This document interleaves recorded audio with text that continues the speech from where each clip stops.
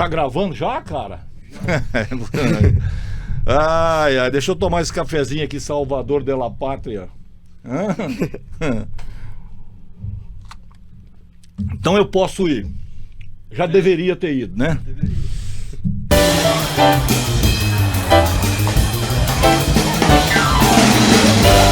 Jurubebas? Sim, Jurubebas. O pior e o melhor podcast do planeta. Beleza? Aqui todos falam com liberdade, né? Principalmente liberdade de expressão, não é isso? Enfim, porque aqui a gente privilegia a liberdade de expressão e aqui a gente não faz confusão entre exercer a liberdade de expressão e cometer crime. Aliás, essa é uma diferença que parece que certas pessoas não conseguem entender, né? Principalmente aqueles que têm mandato, né? E imunidade parlamentar. Quando eu vejo um deputado federal, um senador, principalmente esses caras de extrema direita, né, dizerem que porque não sei o quê, porque eu não posso, porque no artigo tal e tal. Cara, mostra aí pra mim onde está escrito em qualquer código de leis, que seja na Constituição, qualquer lugar. Mostra aí pra mim onde está escrito que um sujeito que tem imunidade parlamentar tem o direito de cometer crime. Né? Calúnia é crime, por exemplo, né? Acusar uma pessoa de ter feito uma coisa que ela não fez só porque você tem imunidade para isso é crime, meu irmão. Sabe? Atingir a honra de alguém, isso é crime. Isso não é liberdade de expressão. Mas, né, aquele lixo que está lá no Congresso, porque isso é lixo, certeza que é lixo. Porque são pessoas que não estão nem aí pro Brasil, não estão nem aí para fazer nada, ficam só tumultuando e criando problemas e privilegiando essas pautas que eles chamam de pautas de costume, ou seja, pautas do atraso, pautas do preconceito, é isso que é, beleza? Então tá bom. Então, estamos prontos agora já, né, para mais um Jurubebas. Hoje eu estou recebendo aqui o Gabriel Yamin. E a gente vai falar sobre um tema que não é muito comum, na verdade, né? Não é muito comum a gente falar sobre o tema que nós vamos tratar hoje aqui. Mas eu vejo importância em discutir isso, porque quando a gente fala de minorias, né, muita gente tem dificuldade em entender, né, que minoria... quando você se refere a um grupo social qualquer, né, e que esse grupo representa algum tipo de minoria, muita gente acha que isso assim, não, eles têm que aceitar a vontade da maioria. Não, senhor, não tem nada disso, né? Eu me lembro de uma das declarações do Bolsonaro, não, porque a minoria tem que se sujeitar à maioria. Ou seja, né, um cabeça de bagre, e a gente está vendo aí, porque as investigações estão mostrando isso e estão chegando lá, né? Que daqui a pouco esse cabeça de bagre vai amargar aí alguns anos na cadeia. Não só ele, viu? Não só ele. Tem muita gente aí que vai amargar alguns bons aninhos na cadeia para aprender a virar gente, né? Pessoas que raciocinam a favor do coletivo, por exemplo, né? Então tá. Gabriel Yamin. Seja bem-vindo ao nosso Jurubebas. Deu para sentir que aqui você pode se manifestar com liberdade, né? É um prazer tê-lo aqui, cara. Que isso, obrigado pelo convite. Quando a nossa assessora de imprensa, né, a Caterine, falou, tem um podcast aí que tá querendo gravar com você e tudo. Aí, qual que é o nome? Jurubebas. Aí eu, na hora, cara, que nome massa, que nome legal. Que eu acho que traduz muito, né, do que... O espírito, né? Eu acho muito massa isso, então prazer estar aqui, tô muito animado para nossa conversa. Gabriel, o nanismo, né? A gente cresceu, por exemplo, eu que já tô numa outra fase, né? Assim, eu sou de uma outra geração, eu cresci vendo, por exemplo, humoristas satirizarem o nanismo, né? Era comum você se referir a uma pessoa acometida pelo nanismo de anão, enfim, né? Assim, os circos, cara, traziam assim como se fosse atrações, né? Não sei o que e tal. Enfim, então, quando eu era criança, era normal achar que aquilo era normal. Ou seja, eu posso sacanear uma pessoa que tem nanismo, eu posso... E tá tudo bem. Né? Tipo assim, não, isso não é preconceito, isso não tá dificultando a vida de ninguém, né? Não, é mesmo. Só que aí a gente vai evoluindo, né? Vai evoluindo e percebe que por trás da risadinha, por trás da piadinha e tal, tem um desmerecimento terrível em relação a essas pessoas. Exato. Então, a minha primeira pergunta, porque assim, até porque agora eu tenho essa oportunidade, né? Como é que é conviver nesse mundo sabendo, né, que esse preconceito ainda está aí, ainda é muito forte e precisa ser trabalhado, precisa ser combatido diariamente? Então, eu acho que é bom dar uma contextualização geral, porque eu falo que eu sou muito privilegiado porque eu nasci numa família que, mesmo eu sendo o primeiro e o único caso de nanismo até então, né, isso é o que acontece em 80% das famílias que têm um filho com nanismo, 80% das pessoas com nanismo vêm de famílias que não têm nenhum histórico. Então, geralmente é uma mutação nova, é uma condição que aparece por alguma mutação genética mesmo. Então, pensa, eu sou o filho mais velho, né, somos 3 irmãos lá em casa, e então, o primeiro filho... um filho com deficiência, e mesmo assim meus pais conseguiram criar um ambiente em que eu me entendia como uma pessoa acima da deficiência, sabe? A pessoa vem antes da deficiência. Então, eu entendia que eu tinha nanismo, claro, e que isso não podia deixar de ser uma parte minha, mas que isso não me impedia de ser quem eu quisesse, de brincar com as outras crianças da minha idade, de fazer as coisas que eu queria, de sonhar. Exatamente, de sonhar as coisas que eu quisesse sonhar. Então, eu fui crescendo nesse ambiente e logo muito cedo a gente começou a ver, né, bem esse cenário que você falou e que ainda existe, né? As pessoas com nanismo, elas vão para a TV. Hoje eu acho que muito menos, porque a diversidade é algo que é falado hoje desde a infância. Hoje já pega mal, né? Hoje já pega um pouco, já pega mal. Tipo assim, não vamos botar não, porque pega mal. Não é porque não tem a ver Exatamente. Isso, entendeu? Não faz sentido. Porque não pega mal, ou seja, então ele tá aí ainda. Tá aí, e assim, mesmo pegando mal, ainda tem gente que faz, ainda tem humorista que faz, ainda tem programa que leva as pessoas com nanismo, não para elas fazerem graça, tipo, no sentido de elas fazerem as piadas, mas de elas serem as piadas. Eu tenho um amigo muito especial, que é, inclusive, um grande humorista, o Gigante Léo. Não sei se alguém conhece, ele é, assim, cara, sensacional, um grande humorista mesmo, pela pessoa que ele é, pelas piadas que ele faz. E ele tem um tipo de nanismo que ele é mais severo do que o meu, por exemplo. Então, assim, ele anda com mais dificuldade, ele é menor do que eu, mais baixo do que eu, e ele mesmo assim, ele é um cara muito, que tem uma inteligência pro humor que é assim, algo surreal.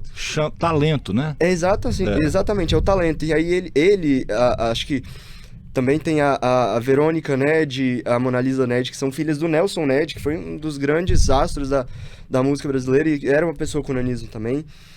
São 3 pessoas que estão nesse mundo artístico, e eles falam algo que é muito importante, que a gente precisa partir daí na nossa luta, né? O problema não está em rir com a gente, o problema está em rir da gente. Então, assim, não é rir por alguma coisa que eu fiz, que eu falei. Não, isso é ok, eu posso fazer piada também, e pode ser engraçado. Você pode ser engraçado. Exatamente. Qual é o problema disso? Muito pelo contrário, tem gente que ficou milionária sendo engraçado. Independente se tem ou não nanismo, independente se é branco, se é preto, se é alto, se é baixo, se é gordo, se é magro. Por exemplo, quantos gordos não fizeram sucesso como humoristas, ou como atores, ou como empresários e tal? Quer dizer, agora também, né, as pessoas olham e falam assim, aquele gordo. Quer dizer, não é aquela pessoa, é aquele gordo, é o tal do anão, né? Então, ou seja, então, Hoje, a gente já pode afirmar que uma grande parcela da sociedade entende isso claramente, principalmente os mais jovens. Sim. Assim, um público mais jovem, né? Pessoas que já nasceram num ambiente diferente, né? Tipo assim, ó, isso que você disse em relação à sua família, olha, a minha família cuidou para que eu me enxergasse como uma pessoa normal, com todos os meus valores, né? Exato. Nunca me protegeu das merdas que eu fiz. Exatamente. Né? Exatamente. Eu tenho 2 irmãos assim, e a diferença minha pro meu irmão mais novo é de menos de 4 anos, então a gente cresceu junto, a gente, né, fazia as coisas tudo junto. Ou seja, o então, tratamento era igual. Isso para você faz uma grande diferença. Muito. Né? Assim, você se comporta como alguém com alguém lúcido em relação a essa característica, não é? Você está cansado de saber que isso independe da vontade de quem nasceu com o nanismo, né? Aliás, que eu andei lendo um pouco sobre isso, não tem, fala, bom, pode ser uma mutação genética, um problema genético, mas que problema? Então, é porque são mais de 700 tipos de nanismo. Pois é, Então cara. a gente tem, o meu tipo, por exemplo, é uma mutação num gene muito específico, que é o gene que ele é ativado na época que as pessoas, né, de estatura normal param de crescer, aí no final da puberdade. Então, o gene é ativado para falar pro osso, pro corpo, falar, para de crescer. No caso do nanismo, a gente já nasce com esse gene ativo. Então, entendi. aí ele, desde o começo, para de crescer. Então, acaba que não só a gente tem essa estatura menor, né, no caso da condroplasia, né, que é meu tipo de nanismo, não só a gente tem essa estatura menor, mas os ossos também, a gente fala que é uma displasia óssea, porque tem uma alteração esquelética por conta dessa mutação genética. Mas são mais de 700 tipos, a maioria mutações, displasias ósseas também, que causam essa alteração no esqueleto, mas em outros genes que causam outras características, outros níveis, né, de altura, de estatura, outras comorbidades associadas, porque o nanismo, a gente precisa falar isso também, o nanismo não é só a altura. Não é só, a pessoa mais baixa, beleza. Não, porque pensa comigo, você tem uma pessoa que é mais baixa, beleza, mas é uma pessoa que tem um esqueleto totalmente fora do padrão.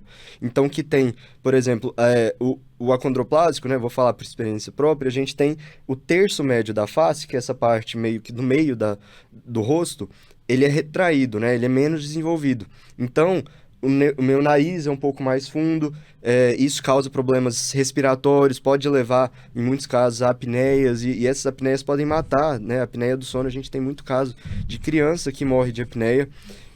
A gente tem um estreitamento do forame magno, que é o canal que a medula passa do cérebro para o resto do corpo, e aí esse estreitamento pode comprimir a medula, se você não tratar, você pode ter uma paralisia, você pode, enfim, tem um monte de outras comorbidades possíveis e associadas aos mais de 700 tipos de nanismo.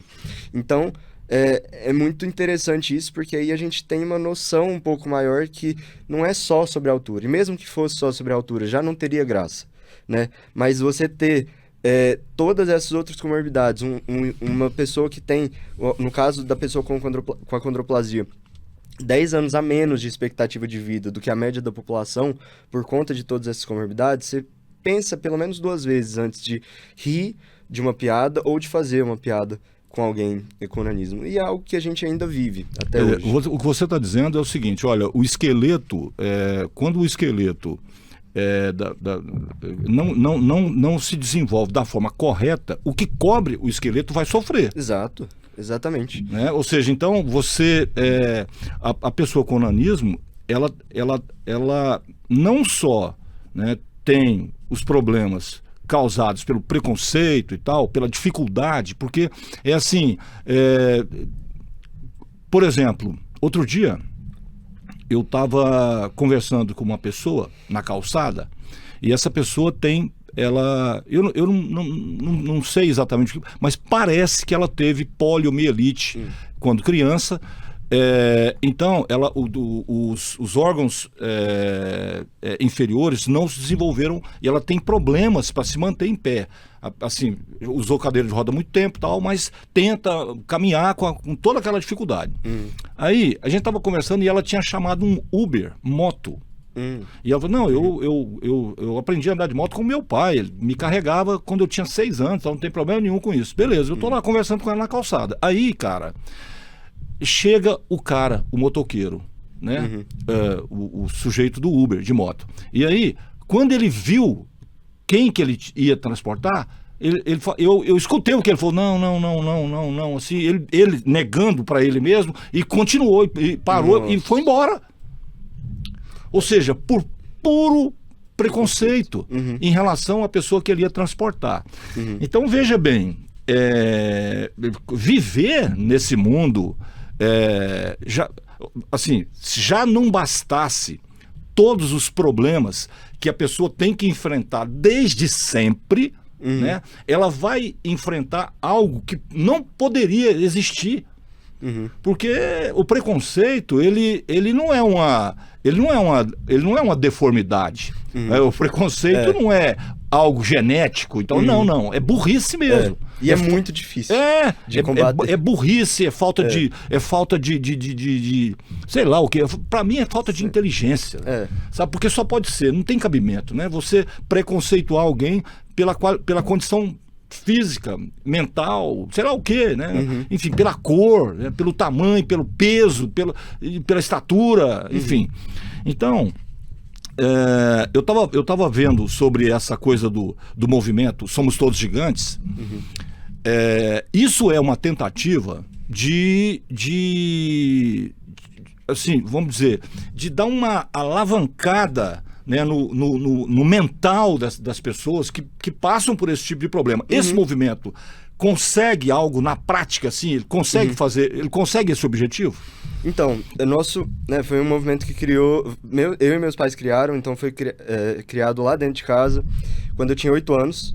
E então eu era muito novo na época, eu estava, né, me descobrindo ainda enquanto pessoa com onanismo. E foi um movimento que a gente pensou que seria só para, no máximo, amigos de amigos nossos. Para, assim, vamos colocar vídeo na internet falando sobre o nanismo, porque a gente não via nenhum conteúdo produtivo sobre o nanismo nas redes sociais.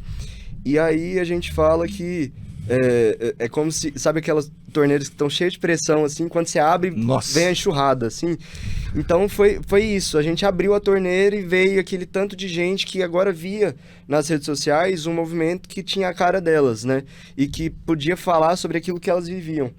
Então, eu comecei a gravar alguns vídeos, né, e me entendendo cada vez mais como pessoa com nanismo. A gente foi começar a pesquisar mais sobre o nanismo. Na época que a gente começou, por exemplo, tinham só 200 tipos de nanismo conhecidos, né? Hoje, como eu falei, são mais de 700. Cara, que loucura isso, a medicina cada vez mais evoluindo, e a gente, com um ano, cresceu tanto que a gente falou assim, não, vamos então reunir toda essa informação que a gente está gerando, que a gente está criando, porque isso foi um pilar nosso desde o começo. A informação é a nossa maior arma contra o preconceito. Porque com certeza. Se o preconceito, né, é essa falta de inteligência mesmo, às vezes também é o desconhecimento da pessoa em relação a algum tema, em relação, né, ao próprio nanismo, em relação a uma deficiência, em relação, enfim, a qualquer coisa que é o alvo desse preconceito. Então, trazendo informação, você faz com que a pessoa se torne injustificável em relação a essa ação dela. De uma certa forma,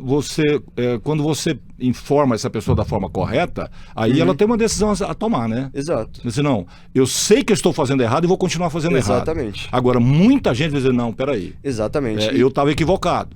E muita gente mesmo. A gente vê isso mesmo. Então, eu tô hoje com 18 anos, né? A gente criou com 8, quando eu tinha 8 anos, quando eu tinha, na verdade, 9 anos, ia fazer 9 anos. E a gente, né, veio acompanhando isso. Então, com um ano a gente criou um site para reunir todas as informações.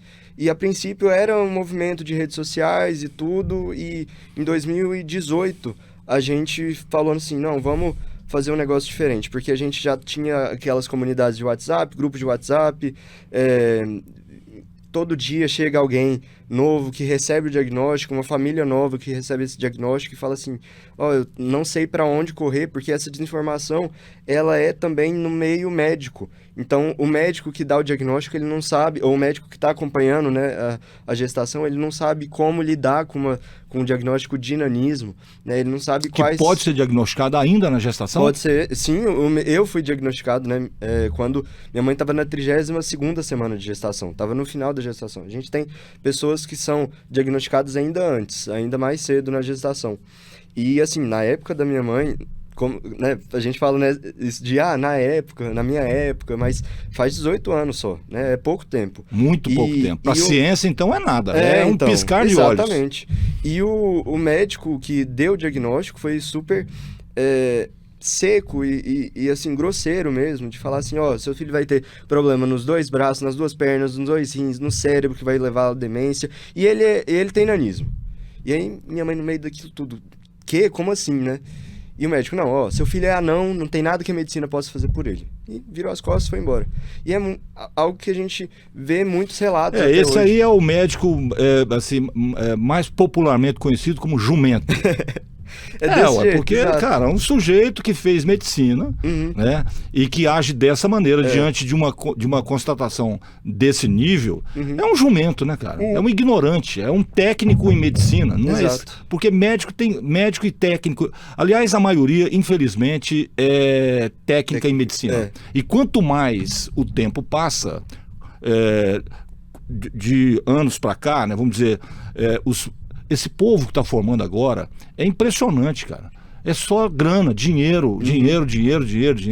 Eu vi o Nicoleles falar sobre os alunos dele no curso de medicina lá nos Estados Unidos, que dá aula há 30 anos lá e tal. Os caras vêm me perguntar assim na primeira aula: professor, e aí, qual que é a especialidade que eu posso seguir que dê dinheiro?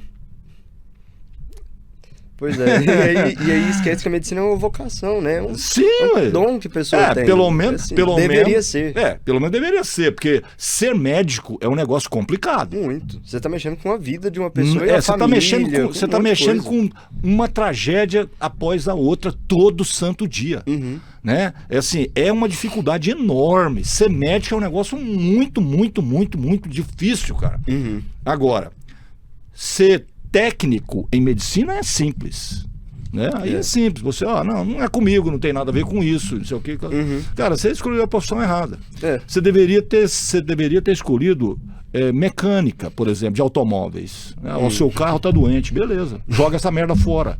Entendeu? Põe fogo nele, fala o que você quiser. Agora, com ser humano não é assim. Não deveria ser assim, né? Então, assim, é triste constatar esse tipo de coisa. Bom, enfim, vamos lá. E no final das contas a gente então foi vendo isso, né? Foi vendo que essas pessoas iam vindo, né, desse diagnóstico que era muito grosseiro, era muito, né, distante da realidade, e encontravam no Somos Todos Gigantes esse lugar de acolhimento. E a gente começou a acessar essa plataforma e falou assim, não, ó, em 2018, tá muito legal, né, ter esses grupos do WhatsApp e tudo, mas a gente podia encontrar. Acho que seria massa, então a gente fez um congresso em 2018 para trazer os médicos, especialistas, para falarem com as famílias que a gente já alcançava. E no último dia de congresso, foi uma ideia que partiu da minha mãe, ela falou assim, não, vamos para uma chácara, vamos para algum lugar assim, vamos reunir a galera, fazer um almoço bacana e tudo, passar o dia lá, pra gente encontrar, olhar olho no olho. E esse encontro foi um sucesso. E a partir de então a gente falou assim, não dá pra gente ficar sem encontrar. E aí os encontros viraram uma data que as famílias que a gente alcança, elas esperam o ano inteiro, se programam o ano inteiro para ir, para participar. Até o 4º ano foi aqui em Goiânia. A partir do 5º ano, que foi em 2022, a gente falou assim, não, agora a gente precisa expandir, a gente precisa levar esse encontro para outros lugares, porque era muito cômodo para a gente fazer aqui em Goiânia, mas a gente entende que nem todo mundo tem condição de vir dos mais distantes pontos do Brasil, porque hoje a gente atende gente de todos os estados, com certeza, de um monte de cidades do interior. A gente tem uma família que veio em um desses encontros aqui em Goiânia, do interior do Maranhão, que passou 2 dias de ônibus para vir, passar 2, 3 dias aqui e voltar, passar mais 2 dias de ônibus para voltar para casa.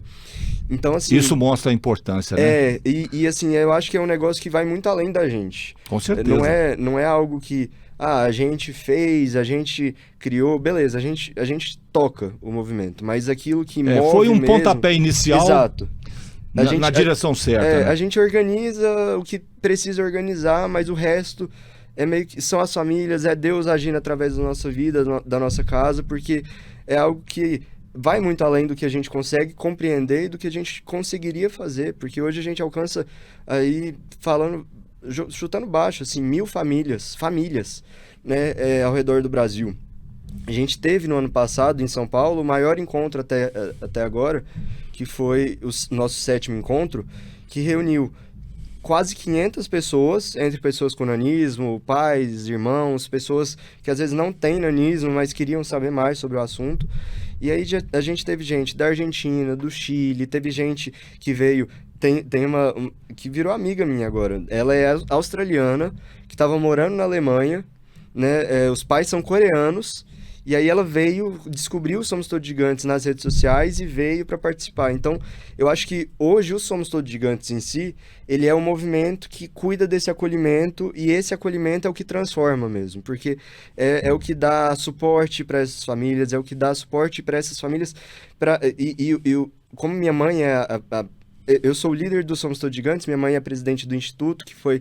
Acho que a gente pode entrar mais em detalhes daqui a pouco, porque o Instituto é uma outra esfera da nossa atuação, mas como minha mãe que é essa mãezona do Somos Todos Gigantes, ela que acolhe as famílias e do jeito que ela me acolheu, né? Então, ensinando, trazendo essa perspectiva de, olha...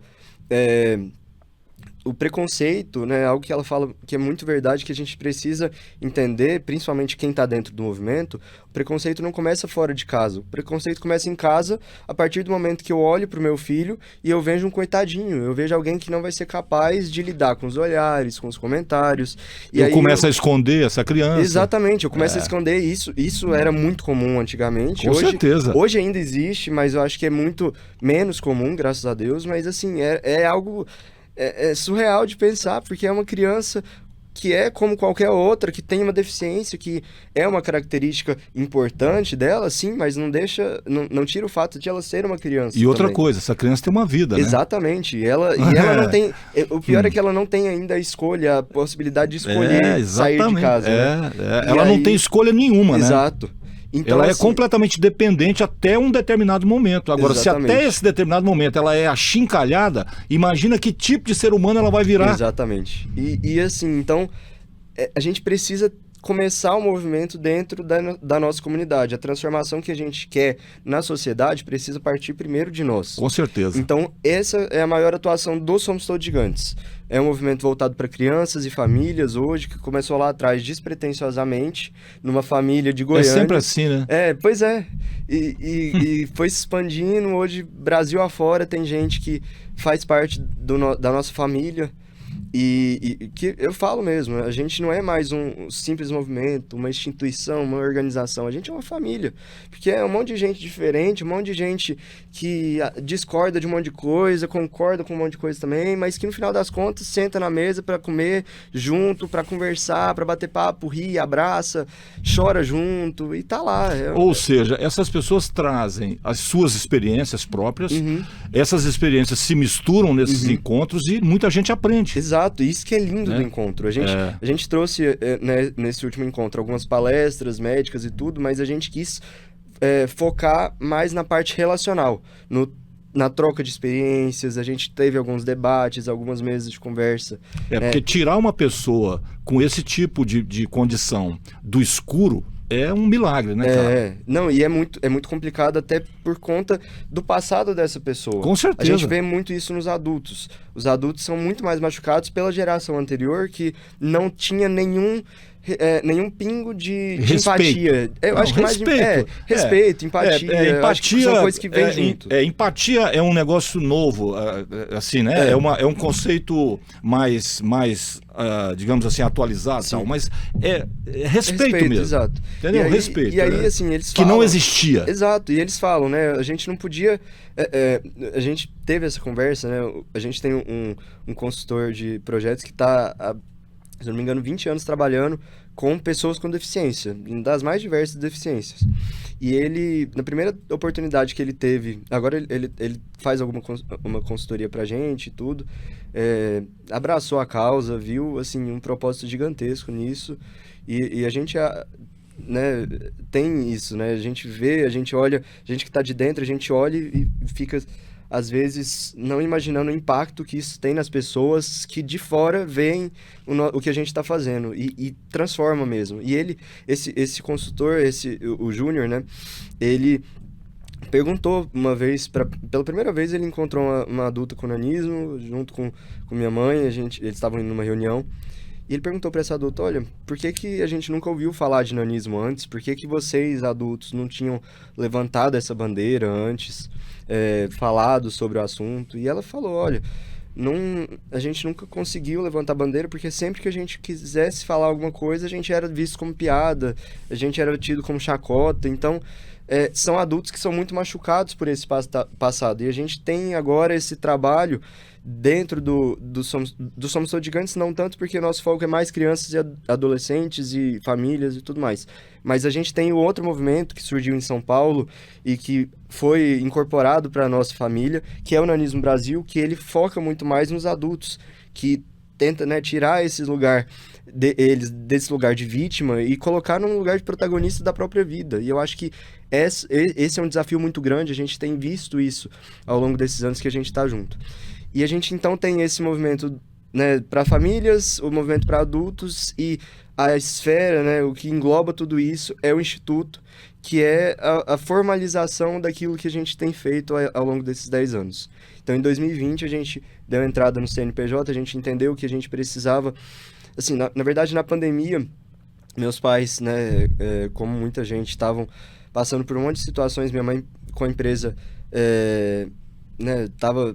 fechado, lockdown e tudo mais. Meu pai, ele depende muito ele trabalha com fusões e aquisições de empresas, ele depende muito do mercado, né, de como o mercado tá. Então, em pandemia, ninguém mais queria comprar nada, vender nada, e a gente estava passando por essa crise e por um monte de coisa, assim, que estava meio que sobrecarregando. O Somos Todos Gigantes estava chegando num patamar muito maior do que aquilo que a gente imaginou.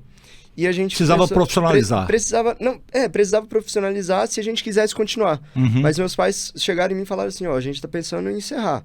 A gente acha que a gente já fez muita coisa, a gente já fez o que precisava ser feito e tudo mais, mas a gente não quer encerrar se isso não for algo que tiver no seu coração também.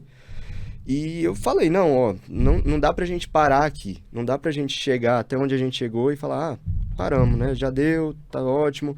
Entendo que até então a gente já tinha feito muita coisa, mas eu entendia também que a gente podia fazer muito mais. Com certeza. E aí minha mãe falou assim, então... beleza. E isso quando começa não acaba. Exato, não tem como acabar. Pode esquecer, nunca mais acaba. Exato, e aí ela falou assim, então beleza, então vamos criar um instituto, vamos formalizar isso, porque aí vai ser mais fácil da gente conseguir apoio, da gente conseguir... Porque o maior problema que a gente enfrenta até hoje não é nem a questão do diálogo com o poder público, enfim, é ter recursos de parceiros, recursos... Agora a gente está começando, né, com recurso público, mas ter recursos para esses eventos, ter recursos para as nossas ações, para os nossos projetos, porque a gente vê que uma comunidade, como é muito pouco visível ainda na sociedade, são né, a gente vai bater na porta de empresas que às vezes nunca ouviram falar sobre, mas também não estão muito interessadas. Não vai ser... Não vou dar muito dinheiro, não vou ajudar e tudo para parecer que eu sou bonitinho, né? O tal do ESG, que é algo que, inclusive, muitas empresas lá fora já estão abandonando, vendo que é furada, porque é um discurso muito bonito na prática, na teoria, teoricamente, né? Na prática é outra coisa. E então, assim, a gente tinha esse desafio e falou assim, não, vamos criar um instituto, porque até para isso vai ser mais fácil. E aí a gente começou a fazer advocacy, que é o diálogo com o poder público, porque a gente entende que chegando onde a gente está, né, a gente não pode mais ser invisível para o poder público. A gente até então não tinha muito esse diálogo com parlamentares, com o governo e tudo mais. A gente passou a ter esse diálogo a partir da formalização. A gente agora consegue ter novos projetos. A gente está começando agora um projeto super bacana, que é o Inspira, né? O instituto chama Instituto Nacional de Nanismo, a sigla é INN, né? E aí virou o Inspira, que é um projeto de saúde e bem-estar, saúde física e mental para as pessoas com nanismo. Então, são exercícios, a gente vai mandar um kit para... Tem acho que 50 participantes, Brasil afora. E eles... que é meio que um projeto piloto, nosso primeiro projeto mesmo como instituto. Primeiro projeto com verba pública e tudo mais. E aí a gente manda o kit com elástico, com coisas de equipamento mesmo, de musculação, de exercício, para as casas das pessoas, para elas poderem treinar em casa. A gente disponibiliza videoaulas ao vivo para as pessoas assistirem, porque se coloca na plataforma lá, ninguém nunca vai assistir, né, também. Uhum. A gente tem uma psicóloga que vai acompanhar, um nutricionista que vai acompanhar, para a gente promover essa transformação na qualidade de vida das pessoas. Então, a gente hoje tem esse instituto que engloba, né, o Somos Todos Gigantes, o Nanismo Brasil e todos os nossos projetos, todos os nossos sonhos, né, que a gente está conseguindo converter em realidade. Então, acho que, voltando à sua pergunta lá inicial, né, como que a gente age, como que a gente atua, o que a gente atua, eu acho que é muito nisso, são essas esferas dos adultos, de tirar eles desse lugar de sombra que muitas vezes eles mesmos se colocaram por medo da sociedade, e a gente não culpa eles por isso, porque realmente a sociedade ainda tem muito do preconceito, mas hoje a gente vê que é muito menos do que era no passado. Isso aí eu posso até abrir um parêntese aqui, sem que você perca a sua linha de raciocínio. Houve um tempo, né, em que as pessoas com nanismo, elas eram deliberadamente ridicularizadas em público. Era o tempo todo. Exatamente. Entendeu? Mas ridicularizadas mesmo. Não, de forma maldosa. Quer dizer, esses que você considera adultos, por exemplo, na faixa aí de 50 anos, 60 anos, um pouco menos, essas pessoas elas vêm de um tempo, entendeu? Em que era engraçado você atacar uma pessoa com nanismo, ridicularizá-la por nada, só para ser engraçado. E como que vive, entendeu? Né? Pois é, exatamente. Como que você... engraçado é o seguinte, né? Você só percebe o amargo quando você prova. Isso não tem conversa, né? É verdade. E aí, quando as pessoas, por algum outro motivo, né, assim...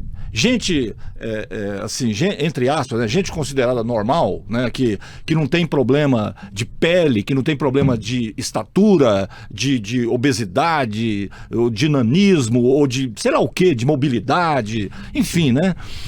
Quando essas pessoas se encontram em situações em que elas percebem que as coisas não estão andando porque os interlocutores delas estão com preconceito, cara, aí a ficha cai.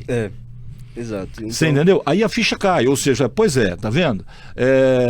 Agora, imagina uma pessoa que nasceu com um problema de nanismo, né? E que passou a vida inteira sendo achincalhada de propósito para que para que essas pessoas que faziam isso ficassem engraçadas em relação aos outros normais, entre aspas, que estavam ali para rir, para achar graça. Então, eu vou te dizer uma coisa, cara. Que essas pessoas estão numa região de sombra, né, e tal, eu concordo e tudo. Mas, cara, tem que ser muito forte para não ter enlouquecido. Exatamente. Então, por isso que é tão desafiador.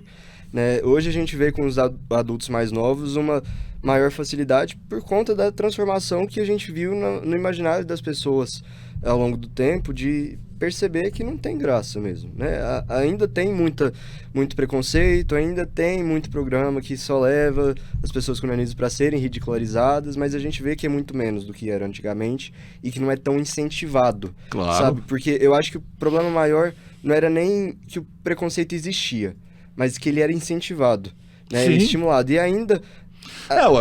Eu disse aqui, estimulado como? Pela televisão, Exato. pelas gracinhas, pelos circos, por tudo que Exatamente. tinha. Entendeu? Então, hoje, pelo menos, ele é menos incentivado, menos estimulado, mas ainda existe e é muito difícil a gente quebrar isso. Eu acho que é algo que... eu falo, né, isso abertamente lá dentro do Instituto. Eu não sei se eu vou estar vivo para ver um mundo que... Eu espero estar, né? Mas em que a gente não tenha mais nenhum preconceito, né? Em nenhum lugar que não seja mais esse negócio de... Eu, por exemplo, eu falo que eu não sofri preconceito em nenhuma situação específica, porque até então eu era uma criança, né? Agora que eu tô entrando para a fase adulta, e a sociedade é muito mais empática, com certeza, com as crianças do que com os adultos. Mas também por conta de algo que meus pais me ensinaram, né? Que é a questão dos olhares, que é o que eu mais percebo. Eu não percebo muito comentários, e quando são comentários, são geralmente assim, você é anão. E isso eu não acho que é preconceito, isso é uma curiosidade, sabe? Uhum. E aí eu falo, eu tenho nanismo e tudo, eu não tenho problema com a palavra anão, porque eu acho que, né, é o termo que as pessoas conhecem o nanismo à primeira vista, né? De primeira, assim, a gente não precisa criar caso, eu pelo menos não crio caso quando alguém pergunta se eu sou anão, ou fala, né, você é anão, não sei o quê. Porque eu acho que inicialmente é isso, né? Mas aí eu trago essa informação, não prefiro chamar de pessoa com nanismo, porque é o termo certo e tudo mais. Tem gente que às vezes não muda a cabeça, mas beleza. Tem gente que vai olhar e vai falar assim, grande parte das pessoas mudam. Elas mudam. Claro que muda. Mas eu não sei também se é grande parte na questão do nanismo, porque, como minha mãe fala, e é um negócio que a gente percebe muito, o nanismo é basicamente a única deficiência que a piada é aceita, né? É comum você fazer piada e é aceitável você fazer piada sobre o anão, sobre a pessoa com nanismo. Eu acho que isso ainda é algo que a gente precisa caminhar muito. Então, por isso que eu falo, a gente... eu costumo dizer o seguinte, isso não tem graça, ponto. Exato. Não tem graça, mas as pessoas parecem não perceber ainda. Sim. Mas é um processo. Com certeza é um processo. É o que eu falei, você só entende o amargo quando você prova. Exato. Por isso que a gente tenta esse diálogo das pessoas entenderem, por isso que é através da informação, né, as pessoas entenderem o nanismo como um todo, né, e não, não tem graça, ponto. Não, entenda o porquê que não tem graça, né, o nanismo é isso, o nanismo causa isso, a pessoa com nanismo não perde a capacidade dela de raciocínio, enfim, de tudo. Um negócio muito louco isso, né? Então, você imaginava, não, como assim, cara? Então, assim, exato, e mesmo se perdesse também, se fosse, sabe o que assim, você tá falando aí, e aí uma coisa que vem na minha cabeça, eu já falei aqui 1 bilhão de vezes, durante a minha vida, eu falo isso desde que eu era criança, acho que desde quando eu me entendo por gente. Se tem uma coisa que para mim é nefasta, é a religião. Religião, não tem nada pior do que religião, né? Aí, para você entender o absurdo disso, nós estamos num país que é majoritariamente cristão, ok? Ora, se o sujeito é cristão, o exemplo dele, né, deveria ser Cristo. Não é? Então, eu sou cristão porque eu sigo a Cristo. Se eu sigo a Cristo, eu sigo a conduta dele. Sim. Né? E o preconceito não está, nem nunca esteve, se é que Jesus existiu. Não tem. O preconceito é algo que jamais existiu ou jamais deveria existir. Então, eu fico imaginando o seguinte, quando eu pego um religioso preconceituoso em relação a isso, a pergunta que vem à minha cabeça é, escuta, alma tem tamanho? Pois é.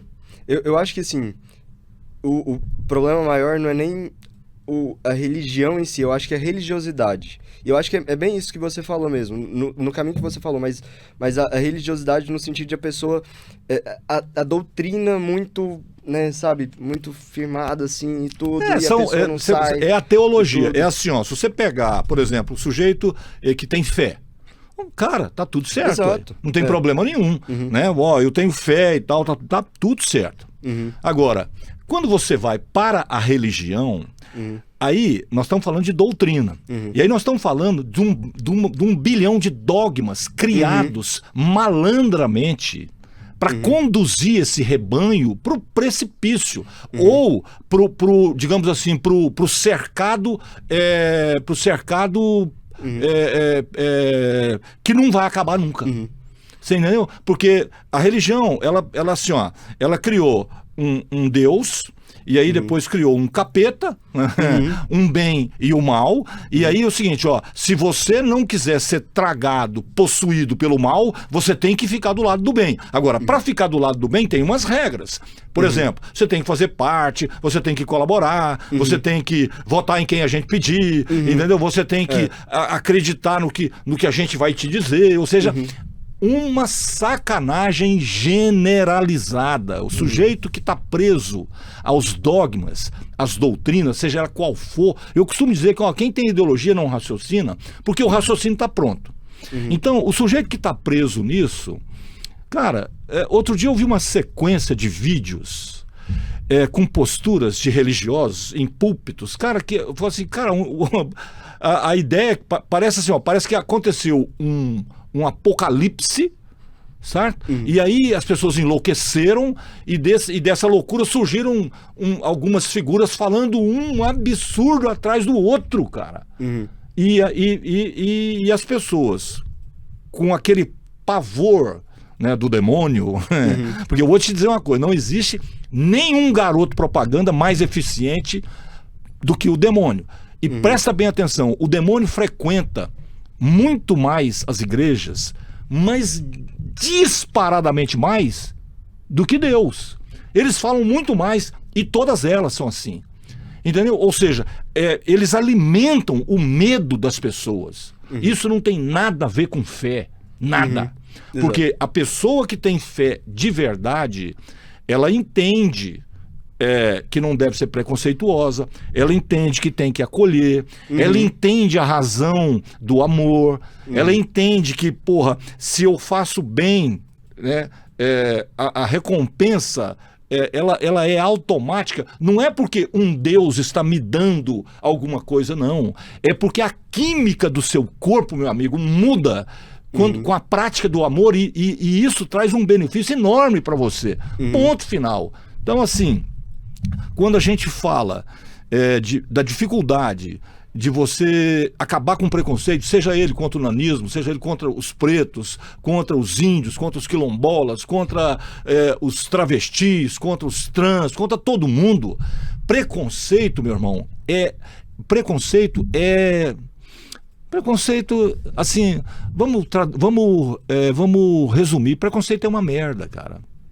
É verdade. Entendeu? Porque não tem... O que eu poderia dizer sobre preconceito para convencer alguém preconceituoso para deixar de ser preconceituoso? Não tem nada que eu possa fazer. Exato. O que eu posso fazer é o seguinte, olha, essa igreja que você frequenta, né, e essa doutrina que você segue aí e tal, mas que quando você sai de lá, você sai cometendo tudo quanto é tipo de injustiça, preconceito e tal, meu amigo, assim... Na minha, porque eu não acredito nessas coisas, mas assim, ó, a sua sorte é que não tem inferno. A sua sorte é que não tem demônio. Mas o universo conspira contra você. Porque quando você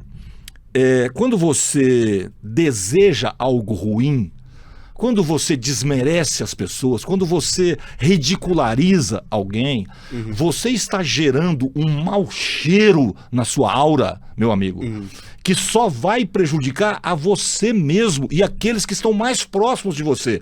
E quem são esses mais próximos de você? São as pessoas que você teoricamente gosta. Então, olha só, então quanto pior você é, pior será a sua vida, jovem. Traduzindo, simples desse jeitinho. Entendeu? Pois é, então é um desafio muito grande que a gente vive. É justamente por isso que você falou. É muito difícil você chegar num cara que tem esse comportamento preconceituoso e que naturalizou isso e falar assim, tá errado. Né? E é muito difícil você convencer... Não convencer, eu acho ruim essa palavra convencimento. Assim como eu acho ruim a palavra aceitação. Porque eu nunca aceitei que eu tinha nanismo. Eu entendi que eu tinha nanismo. Né? E eu nunca convenci... Por isso você não tem problemas. Exato, E eu nunca quis convencer as outras pessoas. Eu quis fazer com que elas também compreendessem. Né? Fazer com que elas também entendam. Então, assim, eu por exemplo, eu venho de um lar cristão, eu sou cristão e tudo, mas a gente vem de uma igreja que é muito engraçado isso, porque eu falo que é a igreja menos religiosa que eu conheço. Porque a gente, né, acredita nesse cristianismo puro e simples, é na prática mesmo, nos princípios. Então, eu acho que a igreja, não só brasileira, mas eu acho que a igreja, em muitos lugares do mundo, hoje, com toda essa teologia da prosperidade, com tudo isso de assim, você tem que fazer isso, isso e isso, você tem que dar o dízimo, não sei o que, pra ter isso, né? Cara, como é que alguém pode acreditar nisso? Que trata o princípio pela consequência e não pelo princípio em si, né? Então eu tenho que ofertar para eu ser próspero e tudo, não porque a oferta é um símbolo de, né, é algo que eu entrego para Deus, né? Mas assim, eu vejo isso como algo que afasta muito mais as pessoas da verdadeira fé do que algo que aproxima elas. Vamos lá, Jesus Cristo, ele pediu o quê? Ele só pediu amor. Exato. É só isso que ele pediu. Ele falou várias vezes. Então, mas por que quem faz a maldita tradução baseada nas doutrinas e dogmas mentirosas, a maioria esmagadora é tudo mentira, quem faz essa tradução, né, e traduziu amor como dízimo, como dinheiro, como oferta, como não sei o que e tal, eles são um bando de malfeitor, bandidos. Eu costumo dizer o seguinte, olha, o sujeito que usa a fé alheia, o sujeito que se esconde atrás de uma religião e doutrinas e tal, para ficar rico, para ganhar dinheiro, para isso, para aquilo, ele não acredita na existência de Deus coisíssima nenhuma.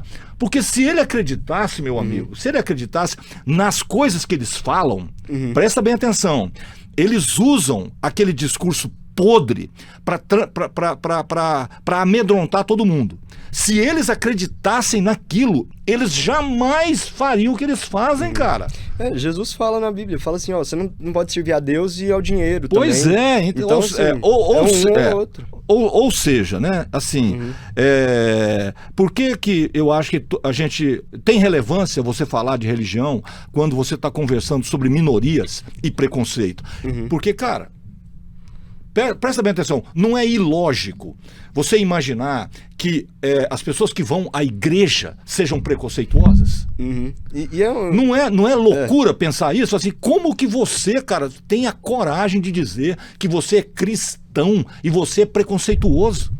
Como que pode isso? Que Cristo você segue, meu irmão? Você não segue Cristo coisíssima nenhuma. Você segue um pastor. Você segue uma merda de uma doutrina ferrada, mentirosa, que inventou 300 mil coisas para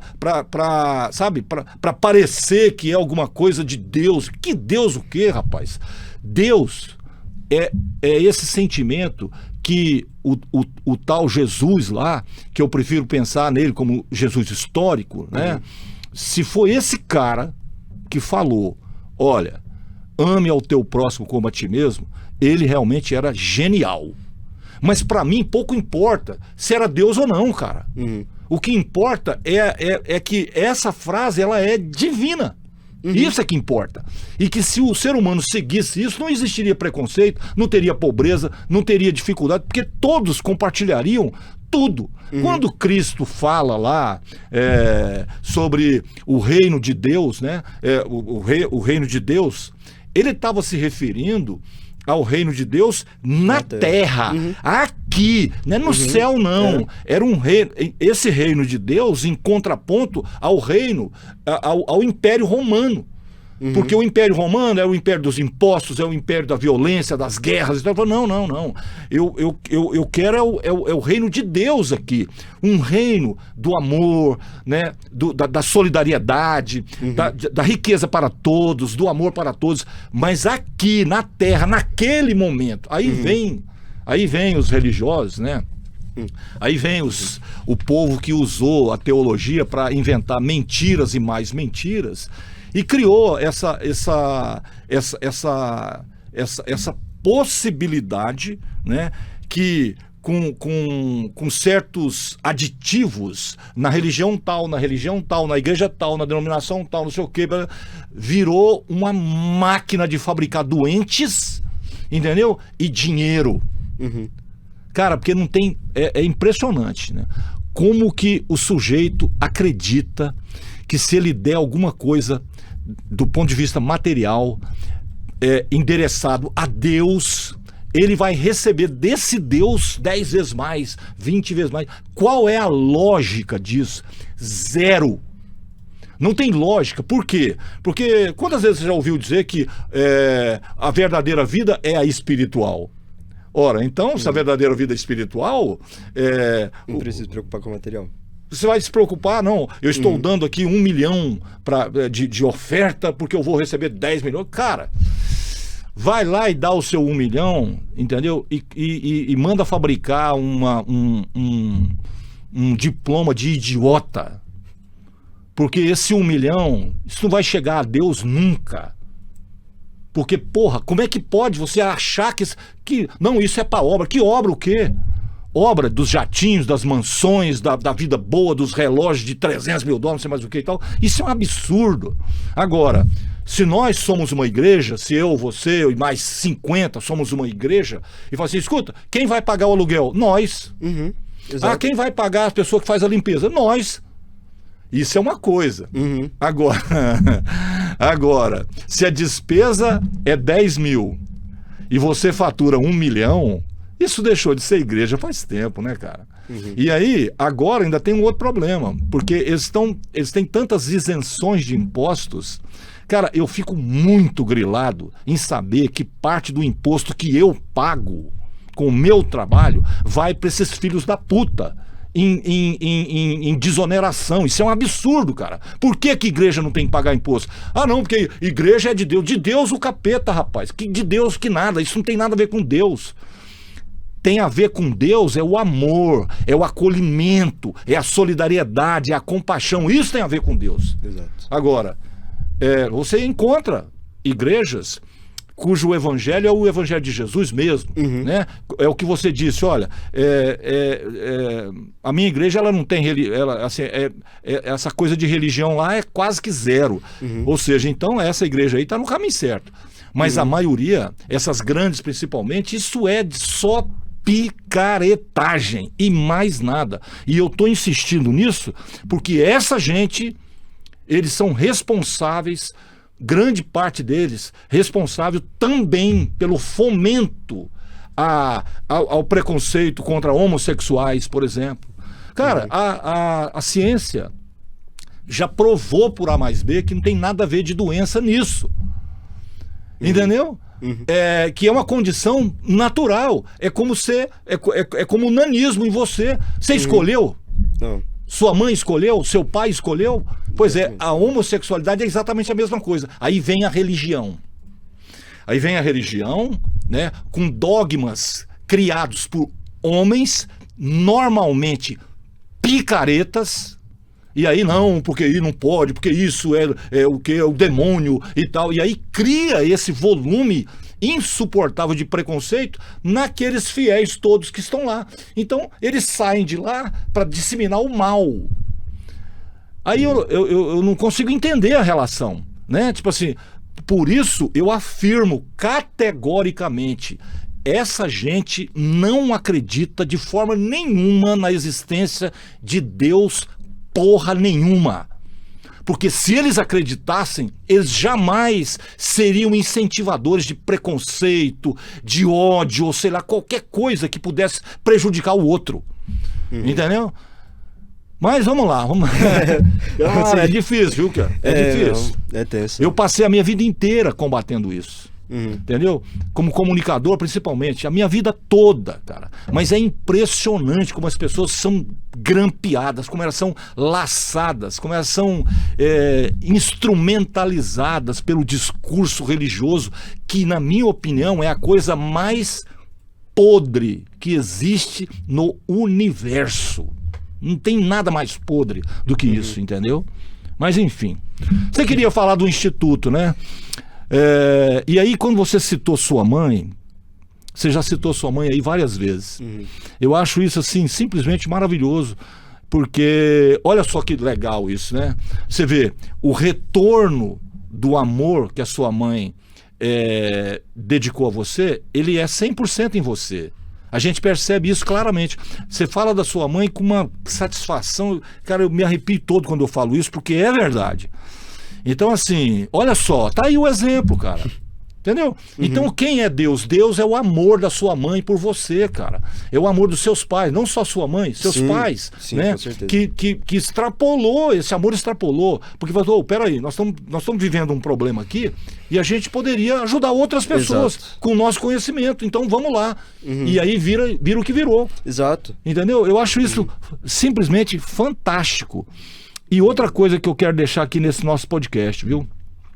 Tá na hora das minorias se unirem, né, para terem representantes lá naquele congresso. Porque o que tem de gente ruim lá, meu amigo? Precisa.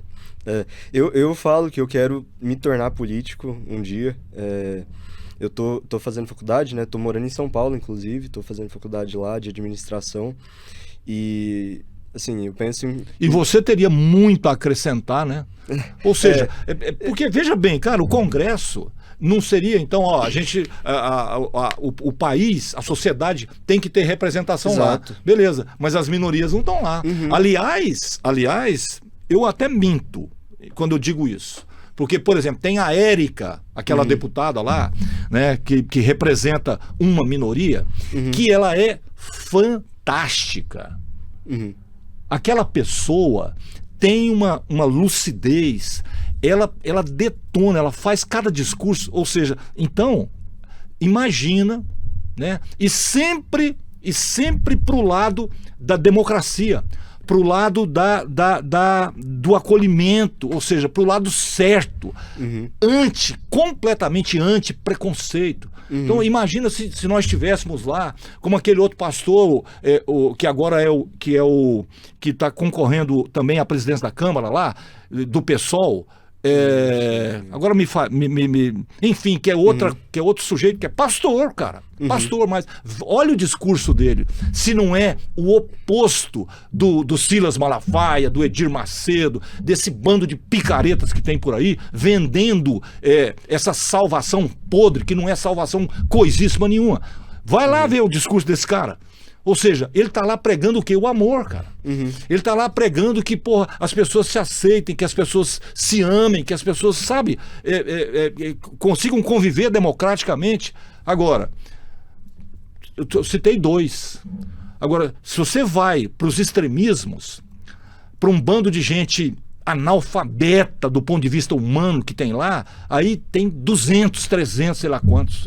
Entendeu? Então, assim, tá na hora, né? Ontem eu estava lendo uma matéria num grande jornal do Brasil, e aí lá estava dizendo o seguinte: quem se beneficia e quem será prejudicado com o juro alto, com esse juro maluco que está aí, né? Taxa Selic de 12,5%, dizendo que pode chegar a 15% e tal. Aí eles citam lá, por exemplo, as empresas de seguro que vão se beneficiar, os bancos que vão se beneficiar, quem é rentista, que tem os grandes fundos que estão ganhando dinheiro assim a rodo e tal. Agora, quem vai se prejudicar?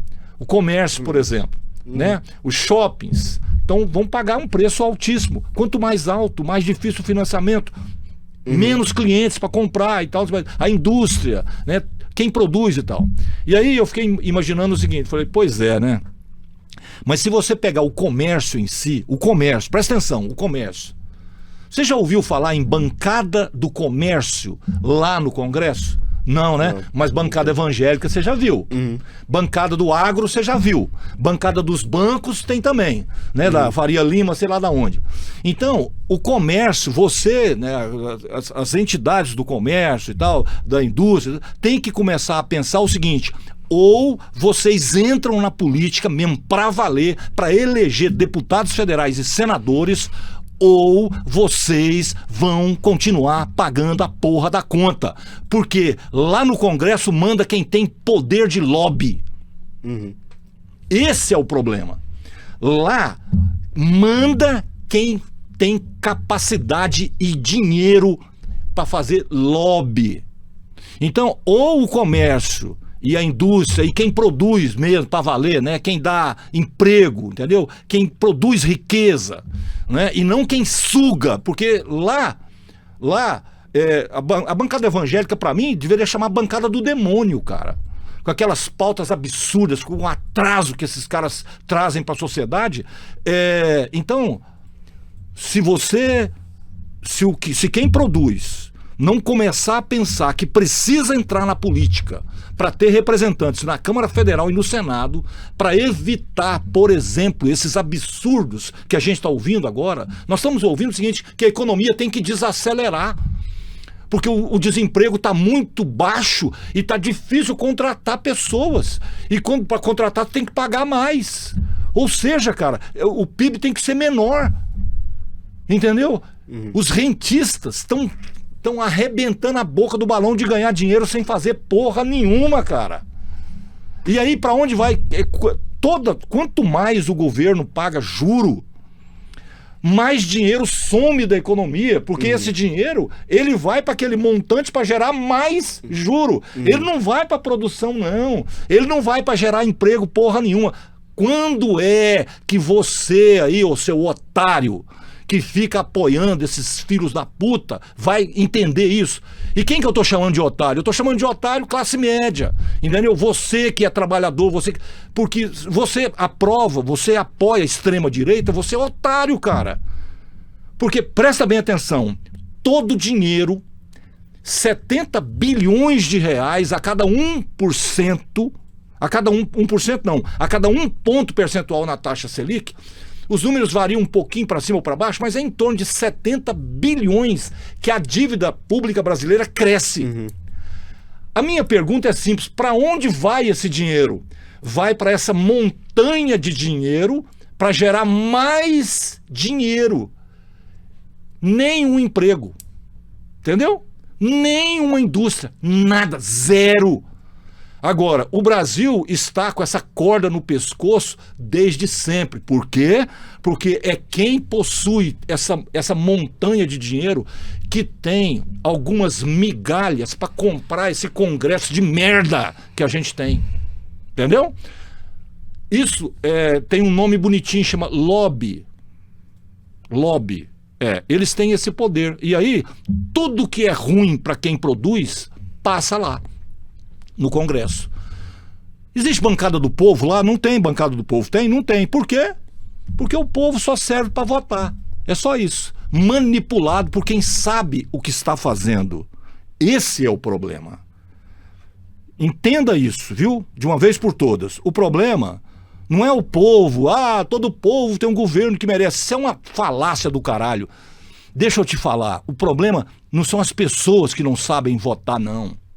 O problema são as pessoas que criam, né? Que criam os salvadores da pátria, filhos da puta, gente desonesta, e embala esse povo para essa população votar neles.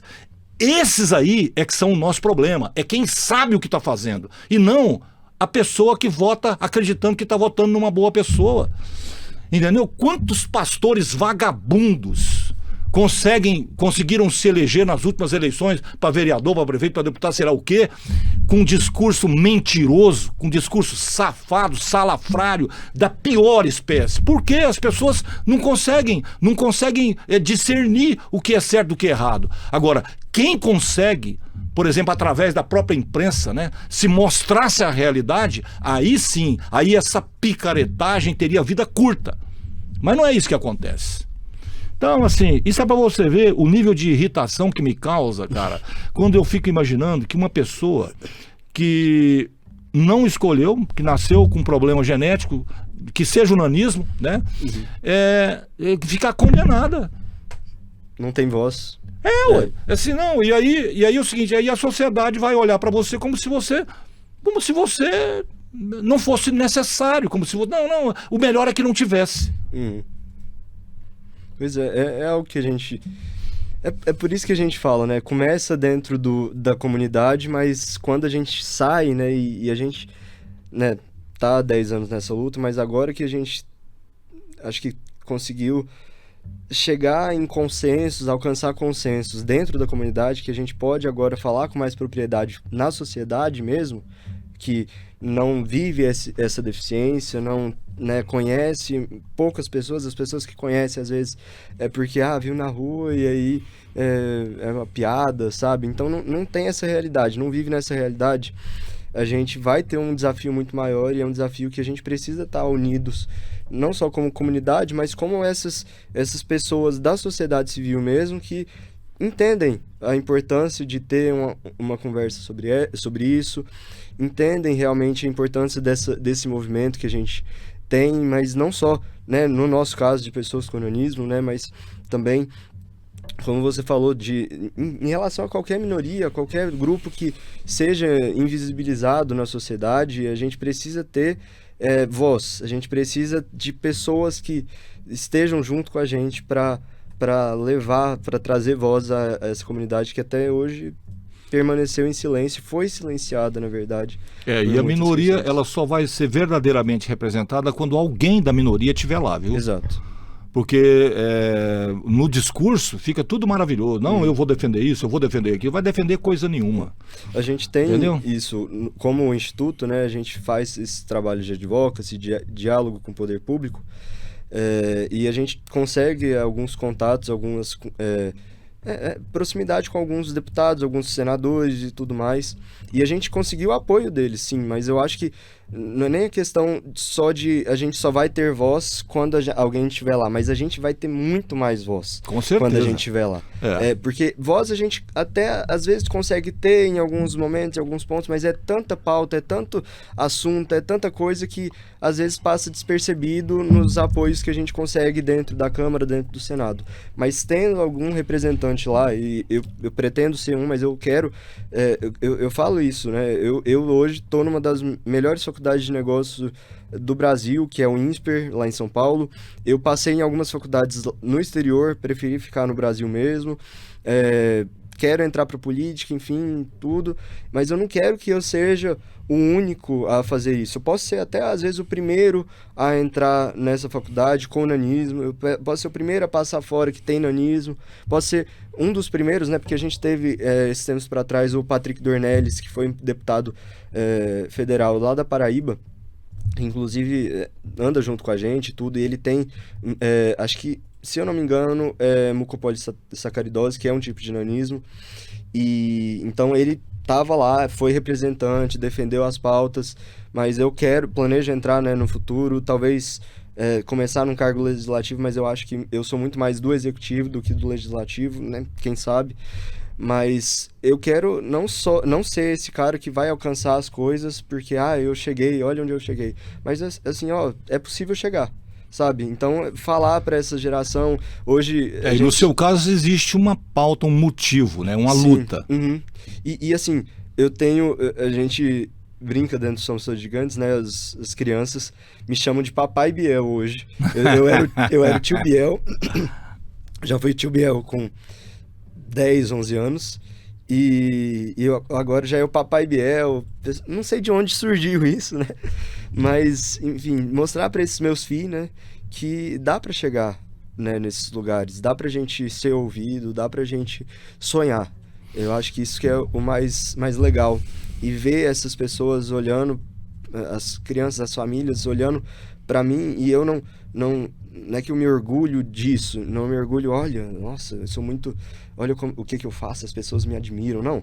Eu sou muito, eu me sinto muito honrado de ser alguém admirável para essas famílias, para essas casas, e é muito além Em função do que trabalho, eu penso, né? de mim mesmo. Exato, em função do trabalho, em função, às vezes, até das falas, mas eu acho que eu tento cada vez mais traduzir quem eu sou, né? Nessas falas, nesses diálogos e tudo mais. Então, acho que é através de quem eu sou e de quem eu busco ser cada dia mais... enfim, cada dia melhor. Eu acho que a gente melhora cada dia, tem que buscar evoluir cada dia mais e nisso as pessoas se identificam e começam a ver esperança, eu acho, nos filhos ou elas mesmas enxergarem uma esperança, uma possibilidade de alcançar as mesmas coisas ou poder sonhar aquilo que elas sonham. E eu falo muito, verdadeiramente isso, que essas crianças hoje que me chamam de Papai Biel, Tio Biel, vão ser os próximos tios das minhas crianças, né? Vão ser as pessoas que vão tocar isso quando a gente já tiver ou cansado ou quando a gente já não tiver mais aqui. São crianças que estão crescendo com essa visão de, olha, beleza, eu tenho uma deficiência, mas eu sou muito mais do que minha deficiência fala que eu sou, e sou muito mais do que as pessoas falam que eu sou por causa da minha deficiência. Basta eu acreditar nisso, basta eu, de fato, entender quem eu sou, entender a pessoa que está por trás da deficiência, e não só por trás, mas para além da deficiência, e extrapolar isso. Eu acho que são gerações novas, né, que vão vir com essa mentalidade, com esse entendimento, e que tem tudo para facilitar a nossa luta. Acho que por conta desse sentimento deles. Gabriel, é claro que durante a nossa conversa aqui a gente já elencou aí vários problemas enfrentados por quem tem nanismo, mas assim, se você pudesse